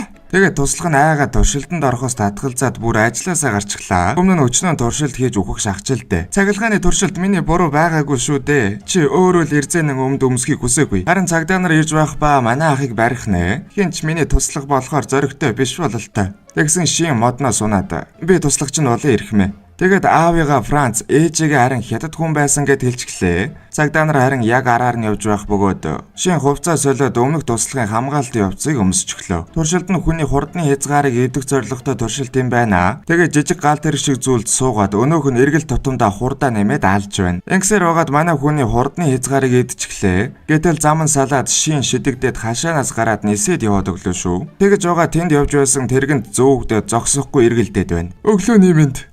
Оглааны мэнд. Тэгэхээр тэрэгнээс гараа авсан чинь шидэгдээд гэрлийн шумөргөө зогсчихлоо. Шин шууд ажилласаа гараад зогтох гэсэн чинь цагдаагийн дуу гараад үлдхэн тэр. Нөгөө талд нь Английн шинжлэх ухааны академи дээр нэг генерал ирснэ. Хаш буддаа Английн банкнаас хулгайлагджээ. Тэгэхээр шин Английн банкнаас хаш буддааг хулгайлсан хүн юм байна. Дүр солигдоо шинжлэх ухааны академийн сайд Кэлүн амар уурлаж байгаагаар гарна. Генерал Фонг гэл хаш буддааг эргүүлж авчирсан цагт л түүнтэй хэлэлцээр хийнэ гэж. Тэгсэн Фонг нь хүрээд иржээ. Хэлэнцийн зүйлдтэй амар эмэгтэй байна. Өмнө нь Английн банкнаас юу алдагдаж байлаа генералаа. Тэгсэн генерал нь жоохон уйлаад юу ч алдагдаж байгаагүй. Кэлэн сайд хаш буддааг эргүүлж авахар хятадаас хүн ирсэн байна гэж хэлэх гээд байх шиг байна шүү. Тэгээд Фонг буддааг эргүүлж авчирна гэж амлаад амлалтынхаа төлөөсөнд Английн армийн тусламжийг авах юм байна. Харин нэг байшингийн гадаа хүүхдүүд ширтээд байгаад байна. Тэгсэн энэ өнөө зохион бүтээгчийн гэр юм байна. Манай зохион бүтээгчийг Phileas Fogg гэх бөгөөд байшин цахилгаанаар ажилдаг гээд нэлээд цаг үеэсээ төрүүлж амьдардаг бололтой шүү. Чин харин дагаж явангоо цонхоор харсан цагдаа нар Английн гудмаар битүү байна. Фог харин манай хүний нэрийг асуусан сандрахта паспорт туу гэж дэлжглээ. Цаашаа байшинтайгаа танилцуулсан гэрлэр дүүрэн өрөө байна. Тэр нь бүр шүглээр асаж унтардаг юм байна. Туу харин тоглож үзээд байна. Тэнд нь бас нэг нисдэг төхөөрөмж байна. Өнөөх нь нисэх боломжгүйч Фог нэг л өдөр нисэх боломжтой болно гэж итгэдэг юм байна. Туу харин гайхшигтай шүгэлдчихлээ. Маргааш өглөө шинжлэх ухааны академи руу явахаар болж манай хүн чинь бараг л роллкөөртөө бүтээч гсэн тэрүүгээрээ явдаг ажээ.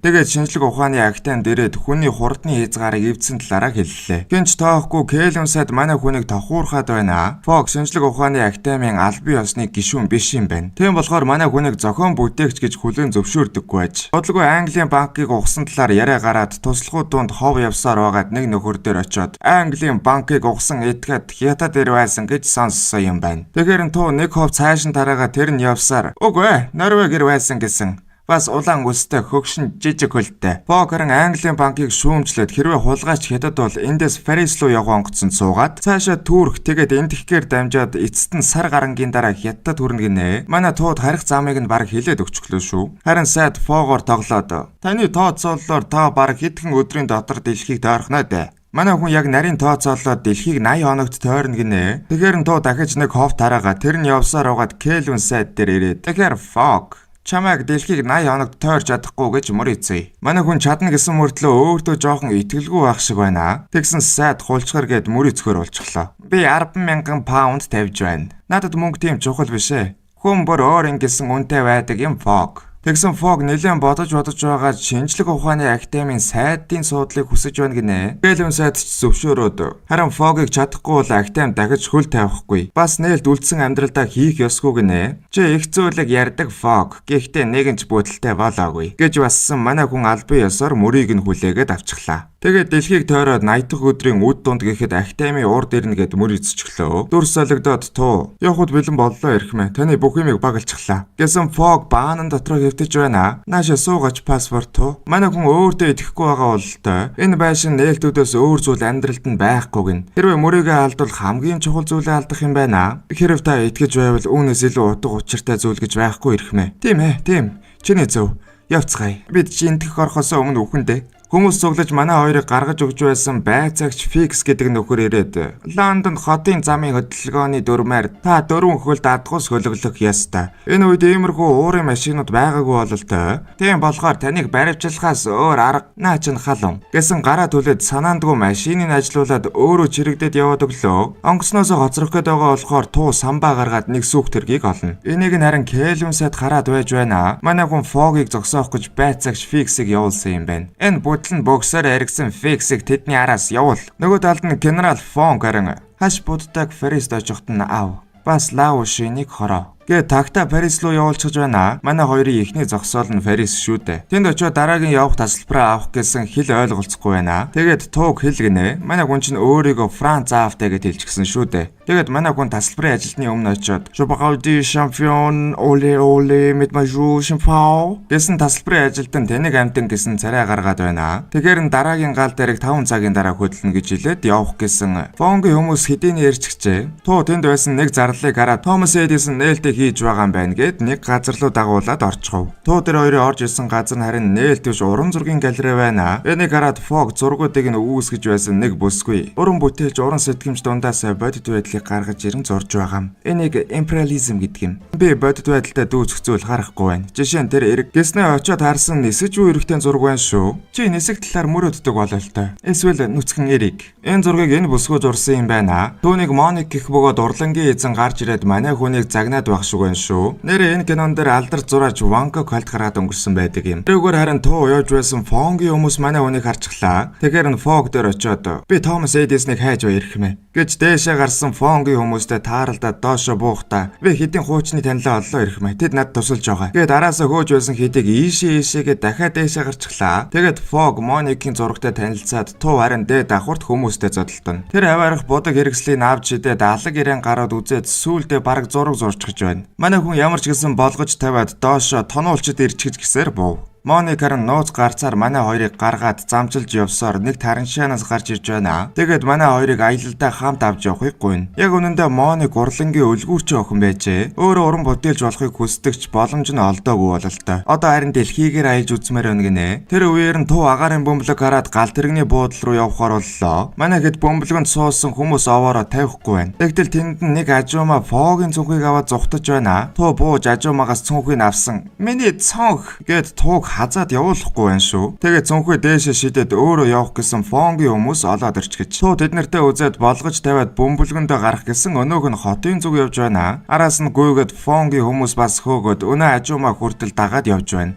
Миний цонх нэг юм амжиж олсноос зүүгдээ дээшээ гарч явсан дүүрэн бүсгүүлтэй цонхны өмнөр чиглээ. Тэгэхээр нь туу олсоо явуулаад бүсгүүчүүлдэ яриа өдөд байна. Цаашаа дахиад дээшээсэн нэг бүсгүн герт нь гал гарч байх нь тэр. Манай хүн олсон хаяад герт нь орж галыг нь унтраачаад цаа цонхоор нь үсрээд олсноос зүгдчихлээ. Тэгж байхдаа бас нэг хөшөөг мөрөгчих юм аа. Нөгөө хөшөө нь туугийн өмдийг гогдоод бөмбөлгөн дээшээ хөөрөөд. Туу өмдөө үлдээгээд явах нь тэрэ. Бөмбөлөгт явж байхад Моник туугийн араас хөөж байсан тоноолчдыг асуугаад бид таныг хаана хаях уу хатагтай. Гэсэн Фог зогсохгүй мөөхөн үртэл яваад тэндээсээ зам салцгаая гэд манай хүнийг аялалдаа авч явахгүй бололтой. Гэсэн ч Моник манай хоёрыг дагаад гал тэргэнд суучгаж. Фог харин тэсэхгүй уурлаад яваад өхөн тэрэ. Тэр үеэр нь тууг шалгаагаад чи Франц хүн биш үсттэй. Бас яах гэж энэ нэртэй явам. Туу харин нэлээд бодлогошорж байгаад олон зууны турш манай тосгоных нь хаш буддаг хамгаалсаар ирсэн. Харин хар хилэнцүүдийн удирдагч Фонг буддаг холгалж манай тосгонг мэдлэлтэй авах гээд байгаа юм. Гэт буддаг үзүүлээд гэртээ харих хамгийн хурдан зам бол ноён Фог гинэ. Тэгэхээр Моник сэргэлэнтэй тэгвэл намайг аялалд авч явах талаар Фогийг ятгах. Харин би чиний нууцыг хадгалъя гэж байна. Фог буцаж ирээд бид гал тэрэгнээс буумагц зам салах ёстой гадагтай Моник. Үгүй гэж бодож байна ирхмэ. Моник миний төрөл байж. Манай аавын дүүгийн үеэлийнх нь хүүгийн охин юм байна.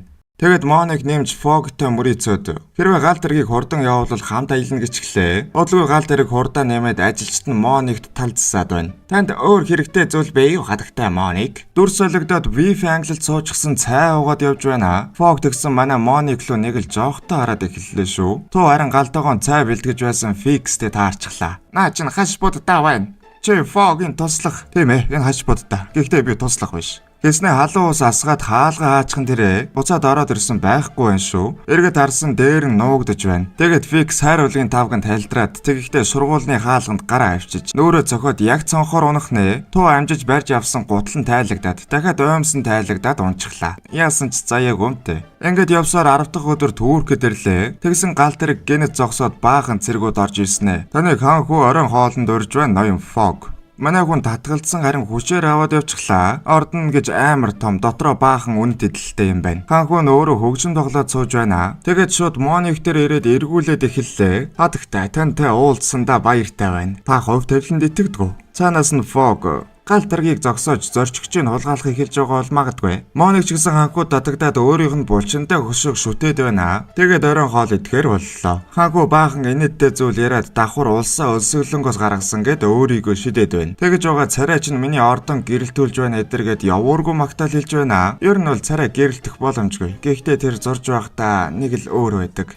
Бас чихэн сортгондог. Фогийн хэлсэн зүйлийг харин Моника сонсоод татагдаад байна шүү. Тэгээд шууд явхаар болсон. Үгүй хатагтай Моник. Миний 7 дахь эхнэр бол Тэгэр ханхүү ийм санаатай байсан юм байна. Цэргүүдээр манай хоёрыг айлгаад явуулах гэсэн өнөө хөшөөн дээр нь очиод хатагтай Моникийг явуул. Тэгээд Зевсгийн хаяад майхан лугуу орцгоо. Одоо хувцаа тайлаад гэсэн гарыг нь салгачихлаа. Тэрэндээ бантаад хөшөөг нь тавьж хаглаад цаашаа ордноос нь гараад өнөө гараар нь хаалгын төгжээд зүгтаачихлаа. Харин Англид Кельвин сайдад Английн банкны хулгайч Фогтой хамт явуулаар мэдэрнэ. Тэрийг нь сайд ашиглаад Фогийг Английн банкны хулгайч гэж зарлаад энэтхэгт очихдоо нь байрж ав гэж байна. Тухайн цаг үед Британи энэтхгийг колончлдог байсан шүү дээ. Манай хэд гал тэргэнд явж байх ба туу кантоны 10 барсын домгийг хөөгтүүдэд ярьж өгж байна. Тэгсэн Фог "Туу энэ ямаа миний тэмдэглэлийг идэд байна." Ингэж явсаар манай хэд энэтхэгийн Акра гэдэг хотод ирлээ. Гадуур нь Английн цэргүүд аль хэдийн бүслээд хайгаад эхэлчихэж "Энэ чинь отохгүй хэрэг. Би Английн иргэн. Ямар ч буруу зүйл хийгээгүй. Бас би юунаас сайн" гэж гэсэн буун дуугараад манай хүн шууд айж байна. Тэгэд гарахтаа заантай нөхдүүдтэй таарад нэг зүйл бодоод олчих шиг боллоо. Цэргүүдийг өнгөрөөд эмэгтэй хувцас өмсчихсэн явж байна. Тэгэж байгаад Фог бэйн муудаад 0 орох гэсэн фикс тэнд нь байна. Тэгэхээр нь хаалгын цогж хаагаад өөрөө бас ухаан алдчихлаа. Манай хоёр хурдан тэргэн дээр суулгаад явах гэсэн тэрэгч нь хар хилэнцэн шивэстэй байна. Тэгээд туутай үзэх гэсэн өнөө фикс гарч ирээд манай хүнийг өөртөөгөө гавлчихав. Том бийтэй нөхөр флейлээр дайраад туу фикс хоёр бултаж явсаар сүүлдээ зогтож байна. Харин цаана Фог тэргэн дээр ухаангүй. Чи хурдан явах хэрэгтэй. Нөхөр маань хэрж байгаа. Энэ үеэр айхтар сэлэмтэй нэг хүүхэн гарч ирээд Моникийг амархан дөнгөж гэж байна. Араас нь Фог сэрээд орж ирээд үзэх гээд "Хол бай. Энэ маш аюултай годох шүү. Наа чин бүглээ онгойлгож байна тэнгээ." Тэгээд тэгж анхаарлын татаж байгаа дэлгүүрийн сарвч дээрээс нь унгаад ухаан алдуулчихлаа. Араас нь Моникийг буулгаад үнсэлцэх гээд байна шүү. Арай үнсэлцээгүй юм байна.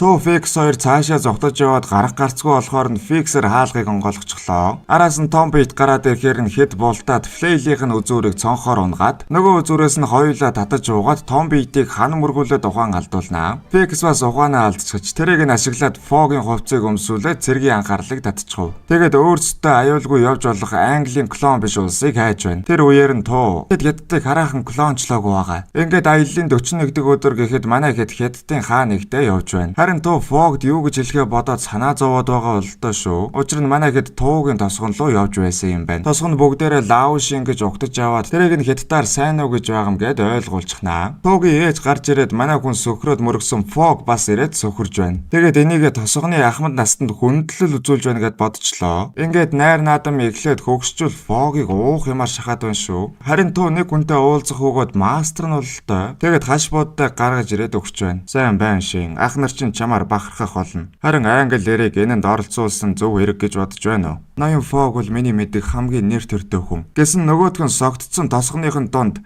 бар, туула, лоо гэд кунфу үзүүлээд лааж байна шүү. Оройн тасарчихсан дэрүүгээр явсан Туугийн гэрийнхэнтэйгээ авахулсан зургийг хадлаад харчихлаа. Бас Туугийн аавдаа бичсэн захианч байж байна. Ноён Фог, би танд хэлэх гэж байсан юм. Би Английн банкыг дээрэмдсэн юм. Гэхдээ алт мөнгөний төлөө биш. Харин хаш буддаг авах гэж. Нэмээд Моник түүнд гэртээ харих өөр зам байгаагүйгээд өөрийгөө бас бариад өгчихнөө. Би байсан бүх зүйлээ дэнчин 50 энэ аяллыг хийж байгаа гэдгийг чи мэдэж байсан. Гэт уурлаад гараад яваад өглөө. Араас нь гарсан баахан цэргүүд бүсэлчихсэн. Чиний төрлөд бололтой Туу. Тосгонлуун дайраад манай гурыг бариад орчихжээ. Туу Фогоос уучлал гуугаад уучраа олох гээд үзээд байна. Тэгсэн цаана нь бас хоригдож байсан нэг нөхөр орилоод. Тэр яагаад орилоод байгаа юм? Олон нийтийн газар шээсэн гин. Ядчил өөртөө үнэнч байж. Хэлээч Туу. Чиний хэлсэн бүхэн худлаа байсан уу? Би нэр ингээс дуулж чадна ирэх мэ. Дэрар ёка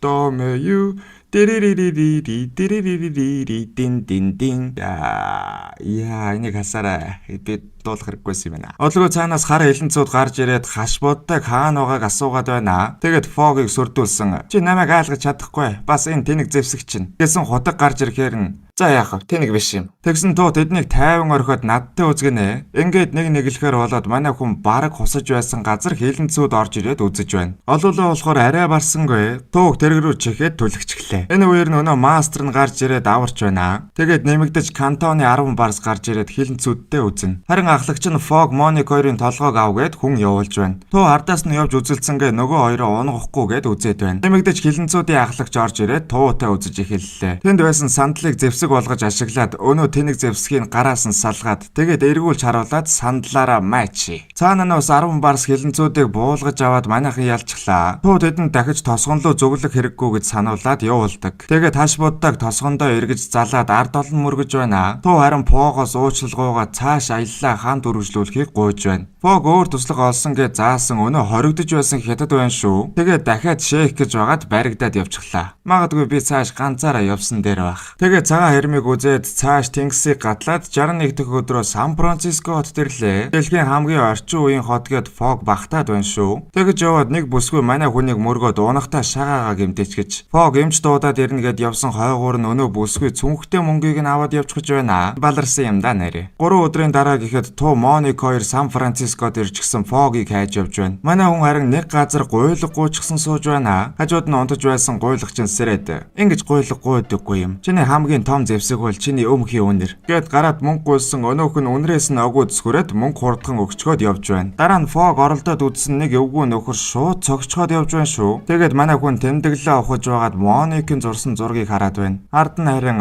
би урам зоригийн төлөө дэлхийгээр аялсан. Тэгээд би өөрийн мөрөөдөлтөй амьдардаг эрийг олсон. Гэт биччихжээ. Тэгсэн хажуугаар нь Ту Моник хоёр явж байснаа. Энэ Фог уу?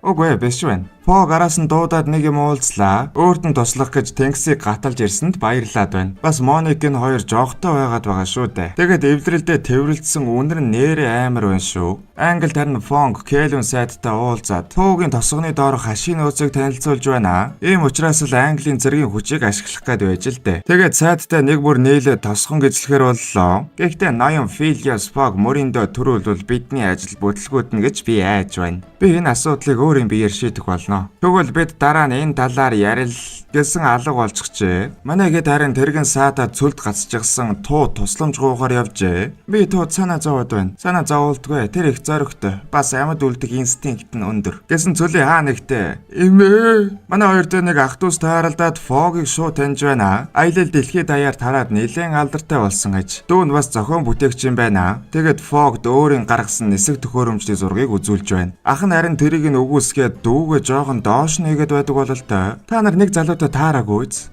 Галзуу хагас нуцг нь толгойдоо гавл угалсан хэдэд тэрийг ярьж байна уу? Тэр тэрэгний ард байгаа. Тэгсэн Ту. Эмээ энэ та юу? Тэгээд ямар ч гэсэн манай хэдийн тэргийг засаж өгөөд явууллаа. 72 дахь өдөр гэхэд Нью-Йоркод ирчихсэн онгоцлуугаа явж байна. Тэгсэн олон дундаас нэг цагтаа ирэм сурвалжлах бичгийг үзүүлээд ноён Фог гарын өсгөө өгөөч. Тэгээд манай хэдийг бомб руу дөт замаар авч явна гэд нэг тийшээ орууллаа. Тэгсэн гэрэл асаад эргчлөөний хөшөө урд нь байна. Энэ юун эргэтэй вэ? Үгүй энэ Франц эмэгтэй байна. Тэгсэн Фог нөгөө тийшээ хараад надаа бол харгас дайчин хятад эмэгтэй харагдаж байна. Ту Моникт нэг зүйл хэлээд 3 тоолоод Моник тэр хоёр зүхтаад Ту харин Фонгийн хүмүүстэй үзэж байна. Араас нь Фонг орж ирээд амар үзэж байна. Маникюр нь ядаж байхад амар юм байна. Фог тэр хоёр зүхтаж хөшөөн дотор ороод Ту харин болтож үзээд Фонгийн маникюрыг авчихлаа. Тэгээд Фо шот авч хөшөө рүү авираад араас нь Фонг хутга шидэд яг бүксэнд нь хусж байна. Ямар ч гэсэн хөшөөнд орж ирээд нэг нөхөртөө үзээд хажуугаар нь Фог зоогдсон хутгийг нь авах гээд үзээд байна. Тэр дундуур нь Фог яг найтах гээд тэрнтэй зэрэгцээд нэг нөхөр хөшөөний хамраар гацчихлаа. Усан онгоцны дуу гараад хөдөлж байгаа бололтой. Ту Фонгтой туулж үлдээд нөгөө хоёрыгоо яв гинэ. Манай хоёр гарч ирээд хөлөг рүү явах гэсэн. Хүлээ.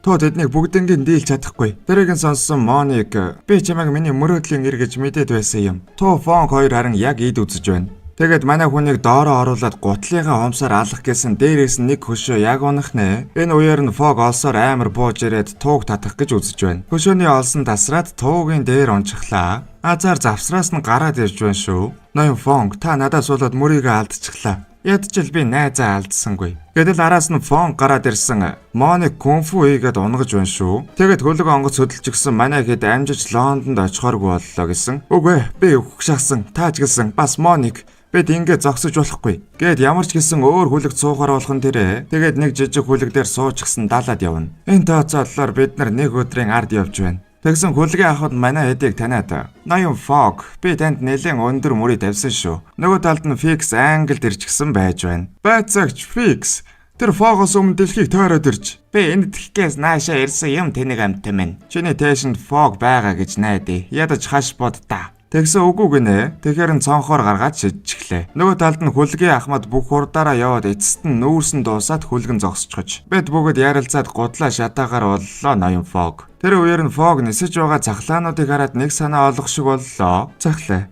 Тийм ээ, байж болох юм. Сайхан санаа байна ирэх мэ. Бид цахлаа шатаах болно. Үгүй бид нисэх болно. Тэгээд хөлгийн ахмадтай тохироо хийгээд Англид буцсан хойно шинэ хөлөг авах мөнгө өгөөд энэ хөлгийг харин тонож шинэ нисэх төхөөрөмж бүтээхээр боллоо. Тэгээд даруулын урж хөлгийнх нь эрг шургыг салгаад нилээн үзээд орой гэхэд нисэлтийн зам бас өнөө ах дүүсийн зургаар нисэх төхөөрөмж бүтээжээ. Манай гурав тэрийгэ багтаж хараад туу нөхцөл байдлыг ойлгоод яваад өгч байна. Ингээд 80 дахь өдрийн үд болохоос 5 цаг 54 минутын өмнө хөөрөх гэж байна. Туу арагийн жигээд эрчээ авангууд нь олсыг тастаа дээшээ чавтлаа. Тэгсэн хөлгийн ахмад "Гү бид нэрээ яаж буцах вүлээ?" Манай хэд харин агаарт далавчаад илгээд хөөрөөд нэрингээсээс чихлээ шүү. Тэгээд үд дунд Лондон дээр ч гэсэн шинжлэх ухааны академи руу явж байна. Гэтэл нэг олсон тасраад өнөөх нь янзлах гэтэл нэмэгдэж олс тасраад Ослын булт хийхнэ. Ямар ч гэсэн азар өгчгөлгүй газардаад академийн шатруу гарах гэсэн цагдаа нар барьж аваад "Наад Английн банкны дээрэмжтэй барьж хорь. Чамд батлах зүйл байхгүй. Энэ бол шинжлэх ухааны академи. Бидэнд батлах зүйл хэрэггүй. Бас үд өнгөрөхөд чи мөрийгөө алдах болно фог." Гэсэн яг үд дунд өнгөрөөд манай хэд мөрийгөө алдчихлаа. Харин цаанаас нь байцаагч фикс гарч ирж байна. Түүнийг илүү өндрөөс шидэх хэрэгтэй байж. Тэгээд Кэлвин сайдын хамаг булхай дэлгэнэ. Нэмж хөгшин сайдууд нь хүртэл түүний эсрэг үг хэлж байна. Ард эргэж эсэргүүцээд харин Кэлвин сайд тоохгүй байна. Тийм ээ, би тэгсэн хүнийг та нар яана гэж. Хэн намайг зогсоох юм аа? Бүх эрх мэдэл надад бий. Чи намайг зогсоох уу? Эсвэл чи юу? Тэгсэн нэг жоохон охин "Хатан хаан, хөөх инээд хурцглээ. Тэр тарган үнэ намайг яана гэж аа? Тэр миний дээрээс ирээд суух уу? Тэр миний ард байна тийм үү?" Тэгээд шууд зогтох гэж үзэж байна шүү. Ингээд манай хэд ямар ч гэсэн цагаадад үлдэхнэ. Фог харин тиймч гутарсан харагдахгүй байна. Би санаа зовхгүй байна. Би олон газраар явж, шин зүйл сурч, эмэгтэй хүний хувцас өмсөж, найзтай болж, бас хайртай хүнээ олсон. Тэгсэн Английн хатан чамд дахиад 24 цаг үлдсэн гинэ. Бодоод үзсэн шин цагийн буст орох бүрдээ цагаа нэг цагаар урагшлуулсаар бүтэн нэг өдрийн өмнө явж байжээ. Ингээд 79 дэх өдрийн үдээс хойш гэхэд Phileas Fogg, Lucia de Monic, Passepartout нар дэлхийг тойрон ирлээ. Ингээд кино маань дууслаа. Чууг их чуулаг хүүхэн шуухан шөнийн клуб бүл хөдлөх гээд оролцохгүй юм байхгүй нэг төрлийн мафийн босс юм. Түүний эргэн тойрон дандаа хийдмэнүүд явж хамгаалдаг ба тэр өөрийн бохир заван хар тамхи худалдаа эдрийн ажиллаа өөрийн үеэлдүү Дайны болон Ког их нөхөртэй хамт хийдэг. Сүүлийн үед цагдаа нарын ажиглаж буйгаар Понг гэх нэмэгтэй чуугийн эргэн тойронд үзэгдэх болсон бөгөөд хараахан хамт ажиллаж байгаа гэх хангалттай мэдээлэл байхгүйж. Өнөөдөр чуу өөрийн бизнес түншүүдтэйгээ уулзахаар болсон мэдээ цагдаа нарт иржээ. Цагдаа нар за одоо л нэг чууг нэг мөр барья гэж шийдэх ба нууц ажиллагаанд бүтэн тасаг оролцох ба бүгд тус бүрийн оноосон даалгавар уншаад цаасаа устгадаг. Чууг уулзахаар ирэхэд цагдаа нар аль хэдийн байраа эдэлчихсэн байх ба чуу түншүүдтэйгээ бололтой уулзахаар Дайнытай хамт яваад өглөө. Чуугийн нэг салгансан хүн хоол эргүүлж яваад манай цагдаагийн нэг ажилтан анзаарчихдаг. Ард нь энэ бүхнийг харсан манай Чаки ахын ахлагч Чанг ихтер өнөө нөхрийг явбуугүй юу? Биднийг анзаарчих шиг боллоо. Түүнийг даг гэдэг. Нөгөө нөхөр Понг их өнөө эмэгтэй хамгаалагчаар явж байж. Тэгээд түүнд юу харснаа хэлээд намайг төөрөлдүүлж байх хооронд эндээс зогт гэдэг. Энэ хооронд чуу түншүүдтэйгээ уулзан хар тамхи авах гээд байж байхад утас дугарч нэг сэжигтэй хүн дагаад байна гэсэн ардаас нь Чан орж ирээд цагдаа байна гэж хэлээд Понгийг барьдаг. Чуу цагдаа нар ирчихгээд бушуухан гарах ба нөгөө талд улаан цамцтыг дагаж байсан цагдаа буудуулж нууц ажиллагаа илчлэгдлээ. Цагдаа нар эхлээд тэр хавийн иргэдэд анхааруулад чуугийн байгаа газар руу шахацгааж эхлэх ба нэг цагдаа бүр хөс баасна гойжоод байхыг Чан хараад түүнийг таймшруулахыг хичээдэг. Цагдаа нар шахаж байхад симпигээр нь чуу зогтож байх ба үүнийг Чан хардаг. Тэд машиндаа суугаад явах гэсэн ч энэ замыг цагдаа нар хаачгаж, энэ замыг ч гэсэн цаашаа явах энэ замыг хаачгаж доош шууд яв. Чан жараас нь дагах ба тэндхийн байшингуудыг зад мөрөгдөг. Тэгээд байд байс 2 или 3 дэрчлэг нэг ийм хэсэг байдаг штэ. Яг энэс санаа авсан байна. За ингээд чуу хөвчлгүй газартаж уулын замаар зогтох бөгөөд ууг нь энд зам хаагаад хүлээж явах хэвээр цагдаа нар буундуу гарахад бусаддаа тусал гэдэг ахлахынхаа үгээр уул руу явчихаж чууч тэндээс автобус барьцаалаад явах ба энэ хэсэг болоод постэр дээр байдаг гэдгээс гадна ер нь л энэ киноны хамгийн iconic хэсгүүдийн нэг. Гэхдээ манайх унчт юм уу? Сүүхүүдээ юм болохоор автобусыг тосож зогсоох гээд уулын дээгүүр нөгөө тал руу гүйж эвгүй их зураг руу буугаад нэг машинаар хаалт хийж автобусыг зогсоож чаддаг. Тэргээд автобуснаас зогтож гарах ба чууг энэ үед барьдаг. Намайг явуулчих. Энэ чинийх амьдрал чинь ганц олдох боломж шүү. Хинч мэдэх шаардлагагүй шүү дээ. Ахваалаа гэр. Тэгвэл хэдий Чан хичээл зүтгэлээр чууг барьсан ч энэ ажиллагаа уг нь нилээн нууц бас аль болох бага хохирол гаргах ёстой байсан гэж цагдаагийн дарга уурлах ба Өнөө уулын замыг хаагаад хүлээх ёстой байсан салааны дарга Чааныг алдаа гаргаж төлөвлөгөөний үйл явцад өөрчлөлт орсон гэж гөрнөө. Уг нь манай хүн л энэ ажиллагааны бурхан дэнгэр байсан ч би тушаалын дагуул гүйцэтгсэн гэдэг. Гадаа хэвлэлийн ирээд ярьцлага авна гэхэд Чааныг дарга нь яриа өг гинэ. Түүнийг өрөөнөөс гарсны дараа Кевин бол өсөж яваа сайн цагтаа. Түүнийг цагдаагийн газрын нүүр царай болгоё. Тэр ч гэсэн энийг дайжгүй хийчих байх гэдэг. Хэвлэлийн мэдээ өгөх болоход Кевин ч нэрэл хил ам нь бас сайн өгчихсэн аж. Ажиллагаа амжилттай болоход удирдлага маань чухал нөлөөтэй. Тушаал дэвших болов уу? Бид тушаал дэвших гэж гэмт хэрэгтэндээ тэмцдэггүй. Гэхдээ удирдлагууд маань энэ талаар санаа тавих байхаа. За ингээд манай хүн олон шоу нэвтрүүлэг зураг авалтад орж пострууд дээр гарч ёстой гараад өглөө. Нөгөө талд харин цагдаагийн дарга болон ахлах Вонг нар уулзаж байна. Цагдаагийн дарга Чуудаа хамт байсан Понгийг суулгахаар шийдсэн ба Понг Чуугийн нарийн бичиг байж. Тэгээд түүнийг шүүхэд татахгүйгээр Чуугийн анхаарлыг татахгүй цэвэрхэн шиг түүний эсрэг шүүхтэр гэрч болохоор шийдэж мөн тэдэнд хангалттай нотлох баримт байхгүй гэх ба Чууг ямар нэг алдаа гаргахад хүлээ гэдэг. Харин шүүх хүртэл Понгийг Чуугийн хүмүүсээс хамгаалах хэрэгтэй. Энэ ажлыг хэн даатах уу гэж бодож байгаад тэд яг нэг хүнийг олдог. Маргааш нь хатагтай Понг болон түүний өмгөөлөгч бас Чаанд цагдаагийн офис дээр ирэх ба манай хоёр ч нэг лүгөө нулимж явсан улс угаасаа нэгнээ үздэгвэ. Тэд Понгод шүүхүү таныг өгөхгүй харин иргэний үүргийн дагуу гэрч бол гэдэг. Харин Чаан чи энэ эмэгтэйг хамгаалах болно. Юу энэ эмэгтэйг үү? Чи дургу байгаа юм уу? Үгүй тэгэлгүй яах вэ? Понг ахлах чи түүнийг шүүх хурал хүртэл 24 цагийн турш гадна дотн хаанч явсан хамгаалах болно. Тэгээд нэмэгдэл 10 каш үү за хуучны хөршөө сайхан уламжлал байгаа. Гэт Понг авах шахалтаар хамгаалуулахар болдог. Ингээд уулзалч дуусах талдаа орж хатагтай Понгтой тусдаа уулзаах хийгээд Кевин Понгийн өмгөөлөгч хоёрыг гаргалаа. Тусдаа уулзах болоход цагдаагийн дарга түүнтэй юу ч ярихгүй хэсэг байж байгаад явуулдаг. Понгийн өмгөөлөгчийг Чен гэдэг бөгөөд Понгийг өрөөнөөс нь гарч ирэхэд цагдаа нар юу асууж байна? Энэ тэр зүйл хэлсэн үү гэж асуухад Понг юу ч яриаггүй гэх ба энэ нь манай өмгөөлөгчийн харыг төрүүлэх. Цагдаагийн нарийн башир арга аж.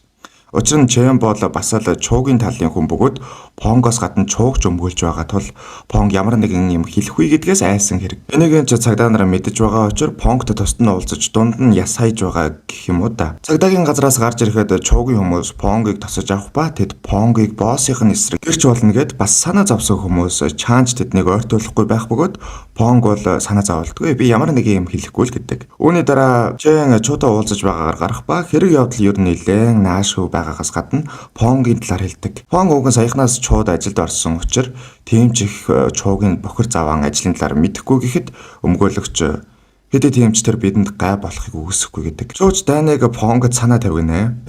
Баахан Чуун Чен Чаанууд толгоор өгдөө шүү. Нөгөө талд Чаан Понгийг өдөржин дагах ч өнөөх нь хялан захин хийгээд нэг л болдоггүй. Оройн гэртээ ч оруулсангүй. Би өөр нэг үйлбэрийг одоо хэлдэг нь зөвөө буруу зөвлөг. Ажлаа бодохоор орох ч ёстой юм шиг тийм ээ. Бас нөгөө талаас за Чаанч манай хүнийг цох болгон дээр нь хараж ажиглаад байхаар нь хамаг юм хааж цойжилчихлоо.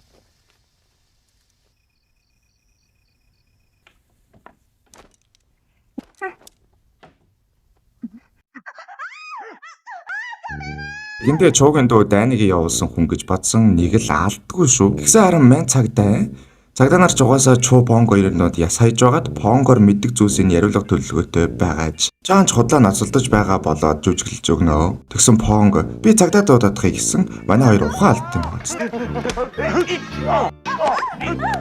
Уцын тасалчих. Одоо яваа. Би түүнийг унагцглаа. Үгүй хараахан унааг байна. Хол бай. Ой сэргээ одоо яв. Харж байна тэр бүрэн унааг байгааз. Ой сэргээч та одоо явах хэрэг. Наад мөг чинь нэг мөр.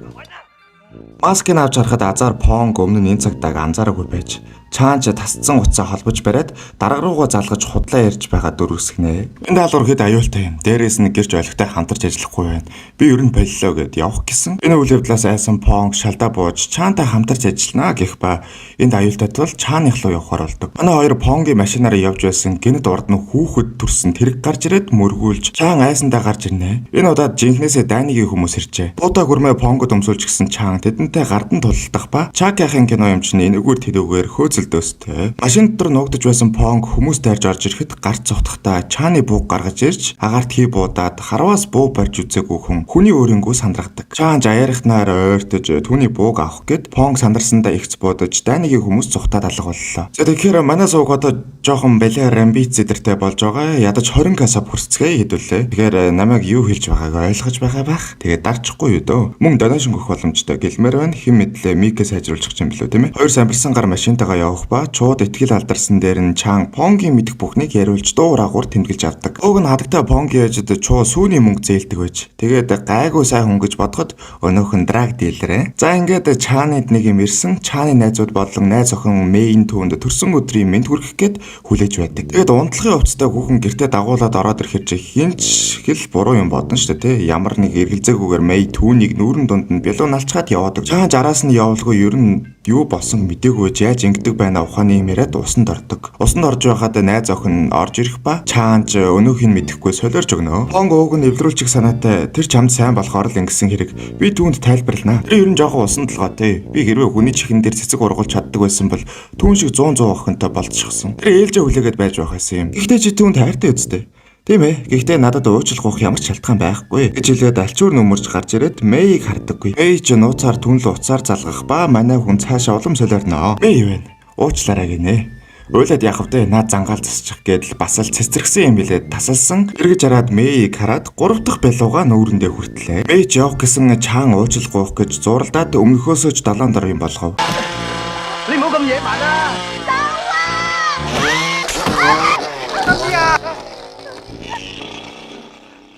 Нөгөө талд Понг Чааны гэрийг үзэж байгаад өнөө гэрлүүн дайрсан цагдаагийн зургийг хараад сая болсон бүхэн цагдаа нар зохион байгуулсан гэж боддог. Ер нь бол цагдаа нар мэхэндээ унчиж байгаа юм л да.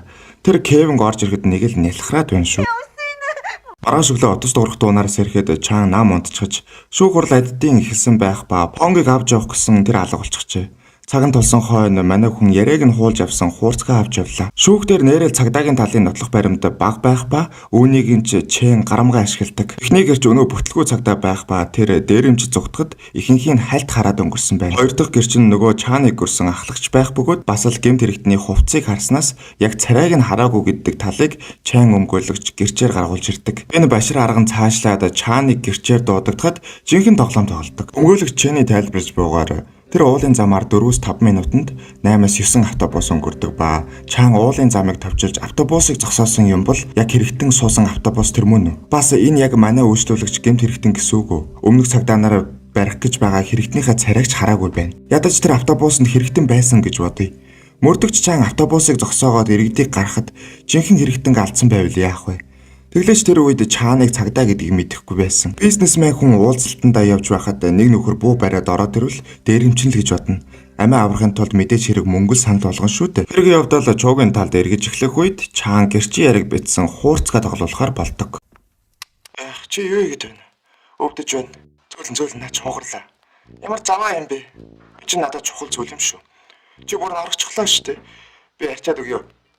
За тэгэхээр яг өндөө юу болсон бэ гэхээр Понг Чааныг орж ирэхээс өмнө хуурцгийг ажилуулад орж ирэхэд нь жоохон ялхарч байгаа дөр үзүүлээд кактусын дээр нь суугаад өвдөж байна ямар заваа юм бэ гэхэд кактусандаа хайртай Чаан ах наадгаа хугаллаа гэд манай хүнийг кактусаа салгаж авч байхад жүүсийг нь өөр дээрээ асгуулад чи бүр норгочлоо гэсэн байдаг. Мэдээж шүүх хурал дээр байсан хүн бүр инээд алдаж шүүгч хэргийг хааснаар цагдаа нар хэрэгт ялагдлаа. Үүний дараа чуу обстой ирснээр гарах ба өмгөөлөгч бид энэ удаа азтай байлаа. Гэхдээ тэд нэмэлт нотлогоо болон Понгийг олох юм бол нөхцөл байдал өөрчлөгдөнө гэдэг. Утас дуурж манай Понг хатагтай уулзмаар байна. Энд уйдгартай юм гээд чуу энэ хоёр жоохтой бололтой үе. Понг чуугийн газар нуугдаж байгаа ба түүнтэй ярилцд дуусны дараа таны болон бусдны ер нь дахиад ямар ч асуудалд Понгоос болоод орчих юм. Түүнийг цагдаагаар цааш нь харуулсан болгоод дуусгыг. Тэгсэн өнөө гөрөө ахлах харин чуу тодолдогчсон байж. Тийм болохоор л замыг орхиж явж мөзөлөг. Чуу түүнд нэг цагдааг алга болгох ажил өгөх ба ингэснээр хоны тоглоом эхэллээ. Нөгөө талд Чаан нэг жижиг хэлтсээр томилогдох ба ажлынх нь байгаагүй тэр хооронд үхрээ алдсан, хүчрхийлүүлсэн, нөхөртөө зодуулсан. Тэгэд бас Мэйс яг зэрэг дуудлага ирдэг ба энэ хоёр маань нэг юм учраа олсон бололтой уулзахаар болдог. Яаж зүгээр байх уу? Манай хүн машиныхаа тоормцыг эвдэлчихэж ардаас нь уяатаа нохоо шиг машинаа барьж явж байсан. Понгийг олохоор явсан тагнуулын мэдээ ирэх ба хаана байгааг нь хэлж яг одоо очихгүй бол чуу түүнийг аална гэдэг. Манай Мэги ихчийн Мэй дүр бол үнэхээр сайн зөвхний дүрэж. Понгийн байгаа газар очиход түүнийг хүлчихсэн нэг хамгаалагч харж байна. Хамгаалагчийн нүдэн дээр тагтаар нь орж ирээд өөрийг нь зодож үзүүллээ. Давхар олон хөвгтэй юм болохоор чи эхнээсээ бид нартай хамтран ажилласан бол ингэхгүй нэтрэ гэж яранга Понгийг суллаад явах гэж байсан. Данигийн хүмүүс гарч ирээд ер нь ахыг нийлээ зодлоо. Манайхан одоо пойлдох гэдэг юм да. Гаднаас орж ирээд тэднийг зогсоох хүн гөрөө ахлах байх бөгөөд Чаан житгэл төгс бууга гаргаад зогсдол тэр түүнлөө бууга чиглүүллээ. Дани харин Чааны бууг аваад Бэйли зүүсэн гартаа бариад өөрсдийн төлөвлөгөөний дагуу гөрөө ахлахыг хөнөдөг. Чаан овсгоо гаргаж гөрөө ахлахыг түлхээд Понгийг аваад дээвэрлөө зүгтлаа. Арга буюу Понгийг дээрэмж ирэхээс өмнө усан басайлуу шидэж зүгтаалгадаг. Дани харин Чааныг барьж аваад ухаан алдууллаа. Үзэгдэл солигдож цагдаагийн даргын өрөөнд маргаа өрнөж байна. Чаан сургаггүй алга болж гөрөө ахлахын цогцсноос бууныхан сум нь олдож харин хөгшин ахлах Чааныг хайцаалах бөгөөд ерөн цагдаа хүн олон дайсантай гэдгээр хин нэгэн албаар үүнийг хийсэн байна гихч цагдаагийн дарга одоогийн нотлох баримтан дээр үндэслэн түүнийг барина гих ба Чаан ч өөрөө алдартай цагдаа болохоор тун болгоомжтой энергид хандах хэрэгтэй болжээ. Нөгөө талд хотын гадна Чаан нэг юм сэрэх ба Мэйтэй уулзаж юу болоод байгааг мэдээд шууд цагдаагийн хэлтс рүү явлаа. Мэдээж хүн бүрэл гайхах ба цагдаагийн даргын өрөөнд орж юу болсон хэлэгч дарга түүнийг хэрэгтнээр татна гэдэг. Гаднаас цагдаа нар Чааныг барихаар орж ирэхэд тэр ширээн дээрээс бууга аваад дарга руу онлон нэг мөр ууралжээ. Яагаад намайг хэрэгтнээр татна гэж би маа ахлахыг алаагүй. Би тэнд амиа зөөлж даалгавар биелүүлж байхад чи энд найз зохинол боддог. Угаасаа анханасаа чуугийн хүнийг гэрч болгож хамгаална гэдэг тэнэг санааг чи гаргасан. Нөхцөл байдал хурцдаж Чаан даргаа барьцаалаад олон түмний нүдэн дээр түүнээр жолоо бариулан зүгтлаа. Хотоос зайдуухан очоод түүнийг үлдээх ба уур нь гарсан хүн та эсэргүүцсэн ч би бодож чадахгүй байсан гэж жоохон гэмссэн хүн хэлгээд дарга нь одооноос чи бүгдийг ганцаараа хийх хэрэгтэй. Манайхан намайг очихоор л чамайг хайж эхэлнэ. Баярлалаа эрхмээ. Би танай хүмүүст баригдахгүй. Нөгөө талд Чуу болон Дани Чааныг зогцсон талаар ярилцаж байхад гэнэт түүний компьютераас мэдээллүүд нь алдагдаж эхэлдэг. Мэдээж хэрэг энэ Понг байхаас зайлахгүй тэр опс руу нэвтэрчих гинэ. Тэгээд худалдааны төв дэх опс руугаа очиход нөгөө талд Чаанч түүнийг хүлээж байдаг. Тэр Понгийг дагаж байсан юм шиг байгаа юм. Понг худалдааны төвөөс гарах гэж байгаад Чуутай таараж цахилгаан шатаар хөөцөлтөн зүгтдэг. Мэдээж энэ үед Чаан орж ирэх ба ирэх хэрэгтэй дээд давхраас нь өсөрж орж ирэн Чуугийн хүмүүстэй тулдаж хэдэн нөхдүүдийг давхраар сэлүүллээ. Тэгж яваад нуугдж байсан Понгийг олох ба түүнийг аван зүгтах гэсэн ч яг Дани болон бусад хүмүүстэй таарчихлаа. Ингээд тэд ч тулдах ба давхар Понгийг хамгаалах хэрэгтэй болохоор манай хүн зодуулж байгаа байхгүй. Тэд ч Понгийг авч явах гэж байсан худалдааны төвийн эргүүлүүд тэднийг зогсоох гэж бас зодуулдаг. Энэ үед Чаан босож ирэх ба Понг зүгтах гэж оролцсон ч түүнийг хүсдээд унагчдаг. Ингээд манай ахын уурыг хүрлээ. Чаан нэг гарыг шат руу авч идээд нөгөөдхийг нь 50-өр мөргүүллээ. Понг шииртэй эмхтэй юм. Дайныг шилэн хүзүүдэж байгаад ширээ рүү савуулчихав. Манай ахын уур дахиад хүрлээ.